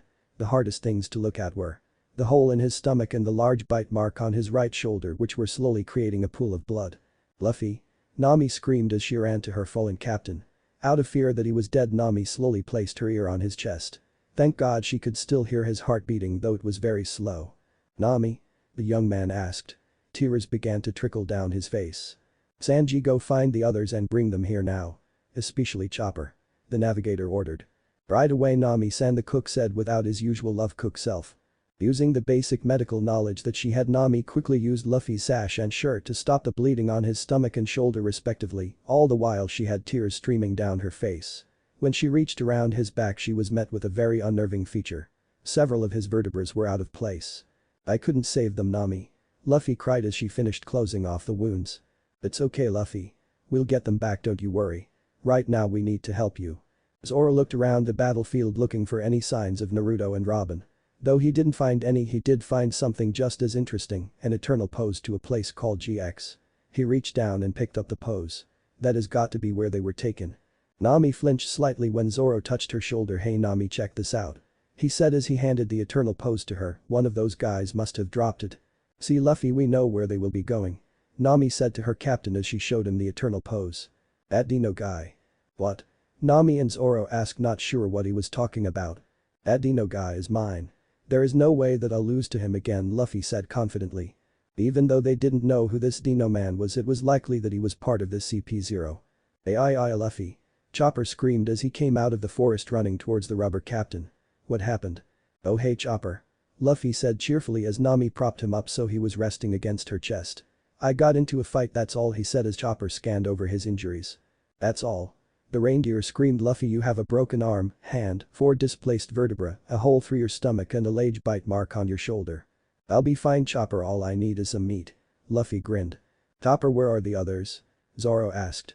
They went to get the Sunny and bring her here, he said. Alright, listen Luffy, during our 2 years of training, I discovered a plant that can heal just about any physical wound. Good news is it can heal the bite, hand, arm and hole in about 3 hours. The bad news is I have to set your back manually, otherwise you'll be out of commission for the next month or so. Chopper said as he finished casting Luffy's hand and arm. I didn't know there was a plant like that. Nami said. I know. I was sure surprised when I learned about it. I got really lucky too since it grew only on the island I was sent to. Chopper said, luckily I always carried them with me just for emergencies. The reindeer reached into his backpack and pulled out a small bean. Get ready Luffy, this is going to be very painful. Bring it on. Luffy said, opening his mouth ready for the hell that would be healing. Chapter 14. Recovery. They went to get the Sunny and bring her here, he said. Alright, listen Luffy, during our 2 years of training, I discovered a plant that can heal just about any physical wound. Good news is it can heal the bite, hand, arm and hole in about 3 hours. The bad news is I have to set your back manually, otherwise you'll be out of commission for the next month or so. Chopper said as he finished casting Luffy's hand and arm. I didn't know there was a plant like that. Nami said. I know. I was sure surprised when I learned about it. I got really lucky too since it grew only on the island I was sent to. Chopper said luckily I always carried them with me just for emergencies. The reindeer reached into his backpack and pulled out a small bean. Get ready Luffy, this is going to be very painful. Bring it on. Luffy said, opening his mouth ready for the hell that would be healing. Zoro, hold him up, I need to reset his back before I give him the bean. The reindeer said as he transformed into his heavy point. You got it Chopper, he said as he hoisted Luffy up. Alright, here we go. Chopper said as he cocked his fist back. So what are you gonna do Chopper, are you gonna gently pop my back? And wham, Chopper punched Luffy in the back as hard as he could. Alright, his back is in place now. Chopper said, turning little again. Open wide Luffy, he said, pulling out the bean. Ah. Luffy said as he opened his mouth. Quickly Chopper shoved the bean into his captain's mouth. And manually made Luffy chew and swallow it. How do you feel Luffy? Nami asked. I don't feel any different. Chopper, didn't you say that would heal him quickly? I said it would take anywhere from 1 to 2 hours to fully heal you, but it should start in 3, 2, 1. Yeah. Luffy said, shocked as his body began to heal at an unnatural pace. Since his arm and hand were in casts, the bones were growing back together in the proper way, while the hole and bite began to close themselves. A shadow passed over their heads, forcing the 4 Straw Hats to look up in slight curiosity. Thank Oda it was only the Thousand Sunny. Splash, the Thousand Sunny splashed down next to Luffy, Zoro, Nami and Chopper. Nami Swan, I am so glad you are safe. Sanji yelled as he got off the ship. Luffy? Usopp screamed seeing his captain. Luffy-san. Brook echoed. Luffy? Frankie said. Hey guys. The rubber pirate replied. What's up? Luffy, where is Robin Chuan? Sanji asked. Demanded. What about Naruto? The others asked. What happened Luffy-san? Brook asked. Sorry guys, but I got beaten. Luffy said, scratching the back of his head with his right hand. That was when Usopp, Brook and Frankie noticed the casts and bandaged. There was this Dino guy and he caught me off guard. How badly did he beat you? Usopp asked. Well, according to Chopper. He broke Luffy's back, arm, hand, put a hole through him and bit his shoulder. Nami interjected. After a few minutes the whole crew knew the situation. Naruto and Robin were taken by a government assassination team called CP0. Among them were at least 2 powerful devil fruit users, perhaps more. Luckily for the pirates, one of them had dropped an eternal pose to what they could assume was their base of operations. So what's the plan, Captain? Are we gonna leave Naruto and Robin with those bastards? Zoro asked. Hell no. Luffy said, we're going after them. As he stood up he fell right back down only for Nami to catch him. Easy Luffy, you aren't fully healed yet. The navigator said as she helped him up. Hey Chopper, is there a way to get that miracle bean to work faster? Usopp asked. Well, I could have placed it directly into his stomach wound and the effects would have taken place almost immediately, but there would have been a huge drawback. And what might that have been? Frankie asked. The amount of nutrition it requires for direct healing would kill Luffy before it even started. Chopper said even at that it would only heal 1 wound at a time, by chewing it up, it has a better chance to be evenly distributed. Chopper-san, there must have been a way to get around that problem. Well, I do have a hypothesis, but I never got to testing it. What is it? Zoro asked. If Luffy were to constantly eat enormous amounts of food to supply the proper amount of nutrients, while his body is slightly frozen to slow down the bean's consumption, in theory it would heal any wound extremely quickly, including severed limbs. Chopper, it sounds like you found your miracle cure. Sanji said to the reindeer as he patted his head. That would be true if it cured illnesses. Chopper said, it doesn't work like that for some reason. That doesn't mean I've given up. I know this bean is the key to healing every disease. All the pirates smiled at the reindeer's determination. Ahem. Nami coughed to get their attention. The guys turned to her, she was already on the ship with Luffy hanging on her right shoulder. If you guys are done we have to go now. Let's go. Luffy yelled, throwing his right arm into the air. With that the Straw Hat Pirates set off in pursuit of the ones that kidnapped their nakama. Once again on the other side of the world, well in the beginning of the Grand Line anyway, the village of Konoha was in an uproar. Not only was their village attacked by the 9-tailed fox, at least its mindless chakra, but the entire Namikaze family was in the hospital, including Jiraiya of the Sannin. The patriarch and matriarch of said family weren't in any serious condition, but their daughter, the pride and savior of the entire village, was in far worse condition. Currently we find Jiraiya sitting just outside his student's room. Several bandages are on his face and his left arm and right leg were cast up. He was pondering what he had seen within Natsumi's seal. Whatever it was powerful and definitely not human. According to the figure he was the devil himself. Why would the devil release the Kyuubi from Natsumi? She needed that power in order to protect the village. And now that she didn't have it, the village was at a huge disadvantage in military power. Their only hope now was for Jiraiya to double his efforts with his spy network as well as possible peace treaties. Minato sat upright in bed thinking about the same thing that Jiraiya was. How was he going to protect the village? One possibility that he thought about was to propose arranged marriages with the 4 other main countries. Wind, water, lightning and earth. He knew that most of the cage had female family members that were available: the 3rd Tsuchikage's granddaughter, Kuritsuchi, the 4th Kazukiyage's daughter, Temari, the 4th Reikage's niece, Yujito, and the 4th Mizukage's sister, Mei. In theory he could set it up with the same constraints he had set with the Kuja. If he could find Naruto and bring him back within 10 years all would be fine, and if he couldn't he would be screwed royally. Jiraiya he called as his sensei hobbled in. What is it, Minato? I have an idea to help the village since we are very vulnerable right now. Alright, let's hear it out. First, promise me you will not tell Kushina. If she knew she would kill me. I promise. I want you to send messengers to the 4 other nations, each one proposing an arranged marriage between my son and their respective female family members for when my son turns 18. Minato said. And if they ask to meet Naruto? You do realize we have no idea where he is. Just have them say he's on a training trip with you, Jiraiya. You do realize if we don't find him there will be hell to pay, right? Jiraiya said. It's a risk I am willing to take. Minato said. Besides, how many countries could he be hiding in anyway? Minato, you know there are more than 15 nations he could be in. You did say you saw him get on a ship, right? Yeah, but I have no clue where it was going. According to your report it was a rather unique ship. So all you have to do is ask if anyone has seen that ship. Minato said. You are forgetting one tiny detail, Minato. Navigational tools stop working after a certain distance. You end up sailing by gut, and even that does not guarantee success in reaching your destination. Still, I guess that could work, but convincing him to come back will be difficult. Jiraiya, I finally understand how badly I know we wronged him, but he's just a child, all he needed was to blow off some steam. When you find him he will most likely be begging you to take him back here so we can be a family again. So it took the Kyuubi being removed from Natsumi to show you how badly you screwed up. No, I started to see it shortly after Kushina left me. As much as I want her back in my life, I cannot ask her that I not only wronged Naruto but her as well, so until I can forgive myself, I will not try to get her back. That's good to hear, Minato, but I have 2 questions for you now that you feel sorry for what you did. Go ahead. Why haven't you corrected the villagers about their treatment of Naruto? It was and still is too late to fix it, the damage done is far too great for me to fix. Even if they claim to want him back and love him, I know that deep in their hearts, they would still despise him since they believe that he's been possessed since day one. The Hokage said, looking out at the village. How do you think the villagers will react when they learn that they've been praising a bomb and scorning an innocent child?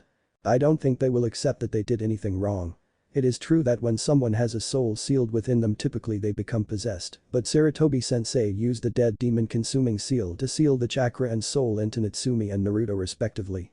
Jiraiya said that seal is supposed to be unbreakable. All jutsu have weaknesses, Jiraiya-sensei, you should know that.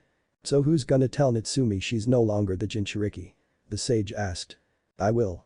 Minato said, if my hunch is right she'll take this news rather well. Why do you say that?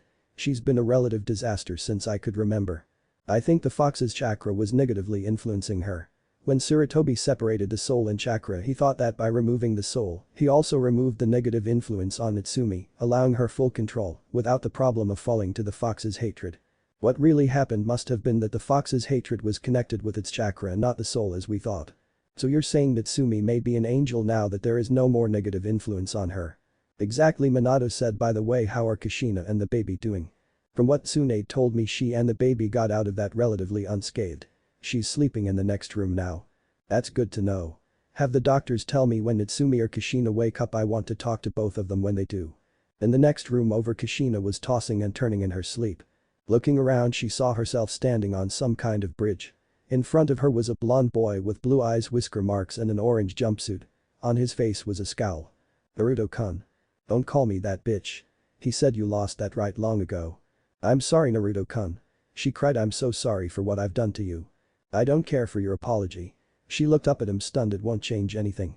Did you even bother trying to look for me, or did you just replace me? Replace you? I would never. Then what do you call that parasite in your stomach? How long did you wait until you got knocked up? A month? A week? Oh, I know, an hour. At this point the Redeed was in tears. She couldn't say anything anymore. When suddenly another two figures appeared. She couldn't make out what they looked like, but they were obviously male and female. They stood behind Naruto and called his name. Now if you'll excuse me, my family is calling me. He said, turning towards them, and began to walk away. Naruto. She screamed as the bridge collapsed, sending her spiraling into the darkness. The shock of falling woke her up. Tears in her eyes from the reoccurring nightmare that had plagued her thoughts since Naruto ran away. Should they ever meet again, would he see the child in her womb as his replacement? Would he still despise her, Minato, Natsumi, and everyone else in the village? If she never saw him again, she wondered who was raising him. Who was being there for him when he needed it? Was he still on his own, or had a family adopted him? Naruto, wherever you are, I hope that my dreams of you are not true. I hope you will forgive me, even if not right away. I will make it up to you. Achoo. Naruto sneezed himself awake. Bless you, Apollo said. Thanks. Naruto said before he realized, wait, I take that back. Too late, brat, you already thanked Apollo, Shakian said. Quiet all of you. A new figure said. Grim, I apologize for these two idiots. Jennifer said. Just be quiet. I have to travel with you idiots because one of you lost the eternal pose to GX. Thanks again. Who knows where we would have wound up without you, Shakian said. I said be quiet or I will kill you, you feline-faced freak. Shakian remained quiet for the rest of the trip. You really are a cold-blooded man, Grim, Jennifer said. You do realize I am a reptile, right? He shot back. So you killed Straw Hat, Grim-san? Apollo asked, causing Naruto and Robin, who had just woken up, to listen carefully. Don't know, odds are he is dead though. The assassin said he wouldn't have lasted long with those injuries. Luffy's dead, Naruto whispered to himself, shocked. The assassins didn't hear him, but someone else did. Robin leaned in and whispered into the blonde's ear, he's not dead. It would take way more than that to kill him. Get ready, you three will be arriving at GX in 1 hour. Grim said as he looked forward off the bow. Chapter 15. Marine Base GX. So you killed Straw Hat, Grim-san? Apollo asked, causing Naruto and Robin, who had just woken up, to listen carefully. Don't know, odds are he is dead though. The assassin said he wouldn't have lasted long with those injuries. Luffy's dead, Naruto whispered to himself, shocked. The assassins didn't hear him, but someone else did. Robin leaned in and whispered into the blonde's ear, he's not dead. It would take way more than that to kill him. Get ready, you three will be arriving at GX in 1 hour. Grim said as he looked forward off the bow. 1 hour later, the small boat found itself approaching a large structure sitting on the water. The large sea-wall could be seen. Standing at 100 feet tall, it had an equally large gate. The gate had a set of bronze elephants adorning the structure. Atop the wall, dozens of double-barreled cannons could be found pointing outward. Much of the wall was white, the only exception being the symbol of the Marines next to the right door and the symbol of the government next to the left. Inside the wall was what appeared to be a platform sitting on nothing but open water. The platform was large enough to hold the 20,000 men and women that operated this base. The platform was ornate with a blend of both the Marine seagull and the government cross behind it. There were quite a few zen trees and gardens on the platform.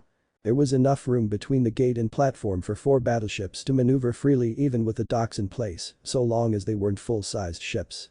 A wide assortment of buildings from the barracks to the mess hall could be found built into the wall, with stairs connecting them to the main courtyard. Contrary to what it looked like, the platform extended below the surface with an elevator to a chamber that sat 100 meters below the surface, in the middle of 4 large supports that held up the entire base. 4 connections connected the chamber to the supports. The final features of this fortress were 3 towers located opposite of the gate. The center tower was built almost exactly like the old Tower of Law on Enies Lobby, the key differences being the letters GX in place of Enies Lobby, and the top of the tower resembled a more feudal Japan castle look. Flanking the main tower of GX were 2 smaller cylindrical towers. The 2 smaller towers were connected to the main tower by bridges. There was nothing special about those 2 towers except for the triple cannons atop each one. This is Marine Base GX, the headquarters of Cipher Pole Zero. Who goes there? A voice called from the gatehouse transponder Snail. It's us, open the gates, Grim called back. Once the gates opened, a small ship passed through and docked. The assassins got off the ship with Apollo and Shakian carrying the prisoners. You do realize we can walk, right? Naruto asked. Kid, stop complaining, be grateful and consider this a free ride. Kurama said for the first time since their last meeting. What the hell have you been up to for the last 2 hours, fuzzball? I am sorry, but I was busy practicing my abilities. Kurama said. Flashback. Inside the mindscape, thanks to the sea stone chains, Kurama was once again behind bars. The good news was he could still use his DF powers as long as he didn't touch the bars. Well, seeing as though this is gonna take a while, I might as well practice with the abilities I apparently had forever and never knew about. First ability, transformation, not too hard for him after all, he had seen many people pull a henge no jutsu, how hard could it be? After 10 minutes of concentrating, Kurama's form began to ripple and shrink. He changed from a massive 9-tailed fox into a 7-year-old boy with red hair, red eyes with black rings around them, his teeth were slightly sharper, his ears were slightly pointy, and whisker marks appeared on his cheeks. Now the fun begins. Even though his body changed, his voice was still the same deep menacing tone it always was. I'll focus on changing my voice later, he sighed as he put his hands into a hand sign. Transform. He yelled as his body once again began to ripple until suddenly. Poof, smoke came out of nowhere. Once it cleared, Kurama now was in the form of one hot navigator. He chuckled as he groped himself. I always wanted to do this, he said. My milkshake brings all the boys to the yard and they're like, it's better than yours. Damn right, it's better than yours. I can teach you, but I have to charge, he sang as he jiggled his breasts. God, I love this ability. The best part about his transformations was that they required no chakra to use and they were impossible for anyone to see through, though it would take some time for him to get faster with them. For now he was content. Alright Kurama, now that you've had your fun, it's time to work on ability 2, he said to himself. Let's see, copying. Can't do that by myself. Illusions. Nah, I need a victim. Foxfire it is then, and so Kurama began to practice using his foxfire. For 2 hours of practice, being able to generate the flames was rather impressive. Kurama managed to breathe out the flames as well as generate them on his hands and forehead. I guess that's good enough for now. The Biju said, I wonder how Naruto and the rest are doing. Then flashback. If I wasn't chained up right now, I'd slug you, fuzzball. Love you too. Welcome back, Grim-san, Jennifer-chan, Shakian-san, and Apollo-san. A government employee said, the director is waiting for you four in his office. He said to bring the prisoners. Let's go. Grim said as he walked towards the main tower. Up in the tower, the director of CP0 had just watched Grim and the others return. Excellent, they've all returned, and better, they captured Nico Robin, as well as the brat that ate my devil fruit. He took a sip of his coffee. Unfortunately for him, he missed his mouth and spilled it all on his chest. You. Damn, that's hot. Right behind the director, watching the scene unfold, were the remaining 4 members of CP0. Watched their director dance around like a baboon. How long were you sitting there? For the last 10 minutes, a man in a black tracksuit said. The suit had dark blue pieces like armor on the shoulders, forearms, and greaves. He had brown hair that was long and spiky that was pulled back reaching just past his neck. He had a thin plant, like a long blade of grass, in his mouth and an eye patch going over his right eye. His name was Jet. You did call us here for our next debriefing. Next to him on either side were 2 other men on either side of him. Both were very tall. The larger, in terms of muscle, had a completely shaved head and a metal plate covering the top left quarter of his head. As with all the other assassins, he wore a black suit, only he wore no dress shirt under his blazer, revealing his muscular chest and abs to the world. His name was Rex. Hey boss, what's our next mission gonna be? I hope it isn't as boring as that last one. On the other side of Jet was the other tall man. He wore just a rainbow tie-dye dress shirt, black bell-bottom pants, big headphones connected to a transponder snail in his pocket, aviators, and had a black afro. Do not question the power of the afro. Basically, this dude looked like he was pulled out of the 70s. His name was Francis. Oh yeah. He said, nodding his head on 1, 2, 1, 2. Francis, take your headphones out. The final man said. He was sitting in the corner cleaning his dual 6-shooter pistols. He also wore a black tracksuit, except his was zipped all the way closed, and he had a bandana over his blonde hair. Several strands of his hair hang out and covered his left eye. His name was Ling. Hey, I said them out. Blam blam, he shot 2 bullets at Francis's headphones, knocking them off of his head. Hey, who killed the music? Then the hippie noticed his headphones on the ground broken. Oh no, my babies. He rushed to them and scooped them up. Don't die on me, my children. You must live. I need my funky groove. Oh my god, Jet said annoyed. This happened every time Francis's headphones broke. Would somebody get him a new pair please? I can't stand his whining. The director said. I was saving these for his birthday, but if it stops his crying, Rex said, taking a pair of headphones from his blazer. I guess it's worth it. He tossed the headphones to the hippie. Yay. Francis yelled in happiness. Director Spandam, we have returned. Grim said as he and his accompaniment entered the room. Our mission was a success. Excellent job, Grim Spandam said as he walked towards Robin and Naruto. You almost caused me a lot of trouble, Brad. He said. And Nico, Robin, so nice to see you again. Naruto looked from Robin to Spandam and back again. Robin knew this guy, and from the look on her face, they weren't on good terms last time. Boy, whoever you are, leave Robin out of this. Naruto yelled, gaining the attention of everyone in the room. It's me you wanted, right? Then let Robin go. I can't do that, he said as he stood over Naruto. She's the key to awakening the ancient weapons. As a protector of the world, I must ensure such a dangerous ability never be used by the evil of this world. You're crazy. Naruto replied, and your breath smells awful. You think you can get away with this? Robin spoke up, just you wait, our friends are on their way here right now.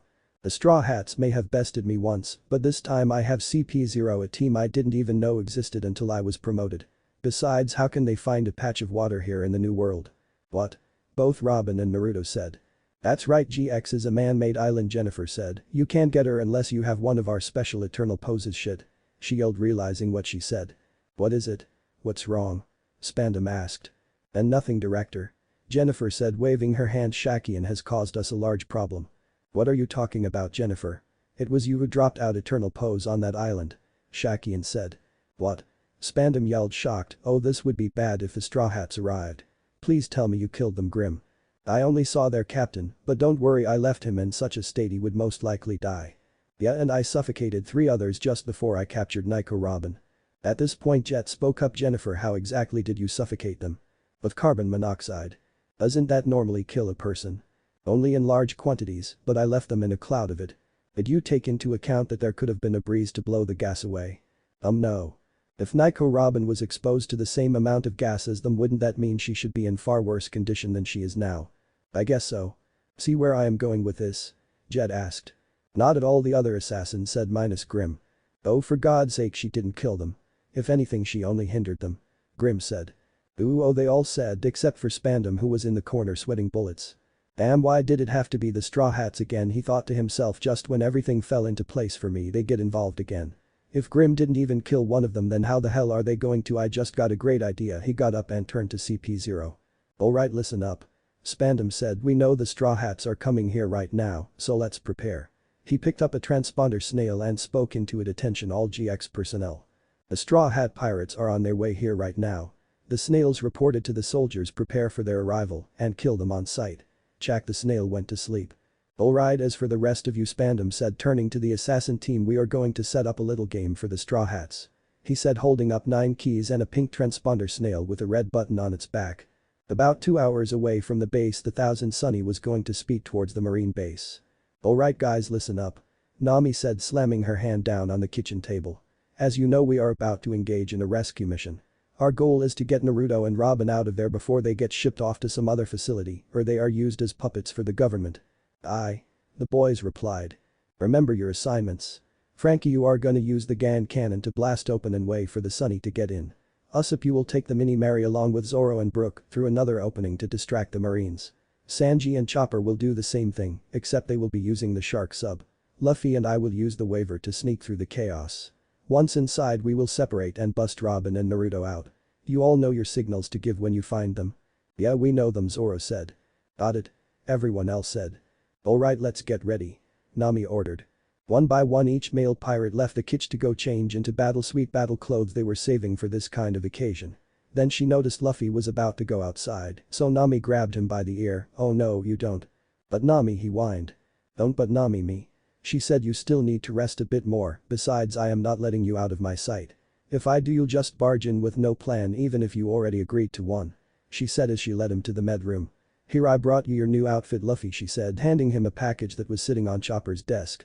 Thanks, Nami, he said, taking the package. Without warning, he gave her a quick peck on the cheek, much to the navigator's surprise. What was that for? I know what you're thinking, Nami. He said as he took his shirt off. You're worried that if I fight the Dino guy again, he'll kill me for real. That's Luffy for you, always able to see the roots of a problem. Yeah, I'm just worried, that's all. Don't be. He said with a smile, after all, you are a member of the future Pirate King's crew. Nami smiled at her captain. Alright Luffy, I'm gonna change now. Turn around, she said as she picked up her bag. Why? I've seen you naked plenty of times before. He said, folding his arms over his bare chest. THWAK, Nami's shoe flew right into his head. Just do what I say, idiot. She yelled. What if Neglected Naruto moves out, goes in one piece? End here, and thanks for watching my video till the end.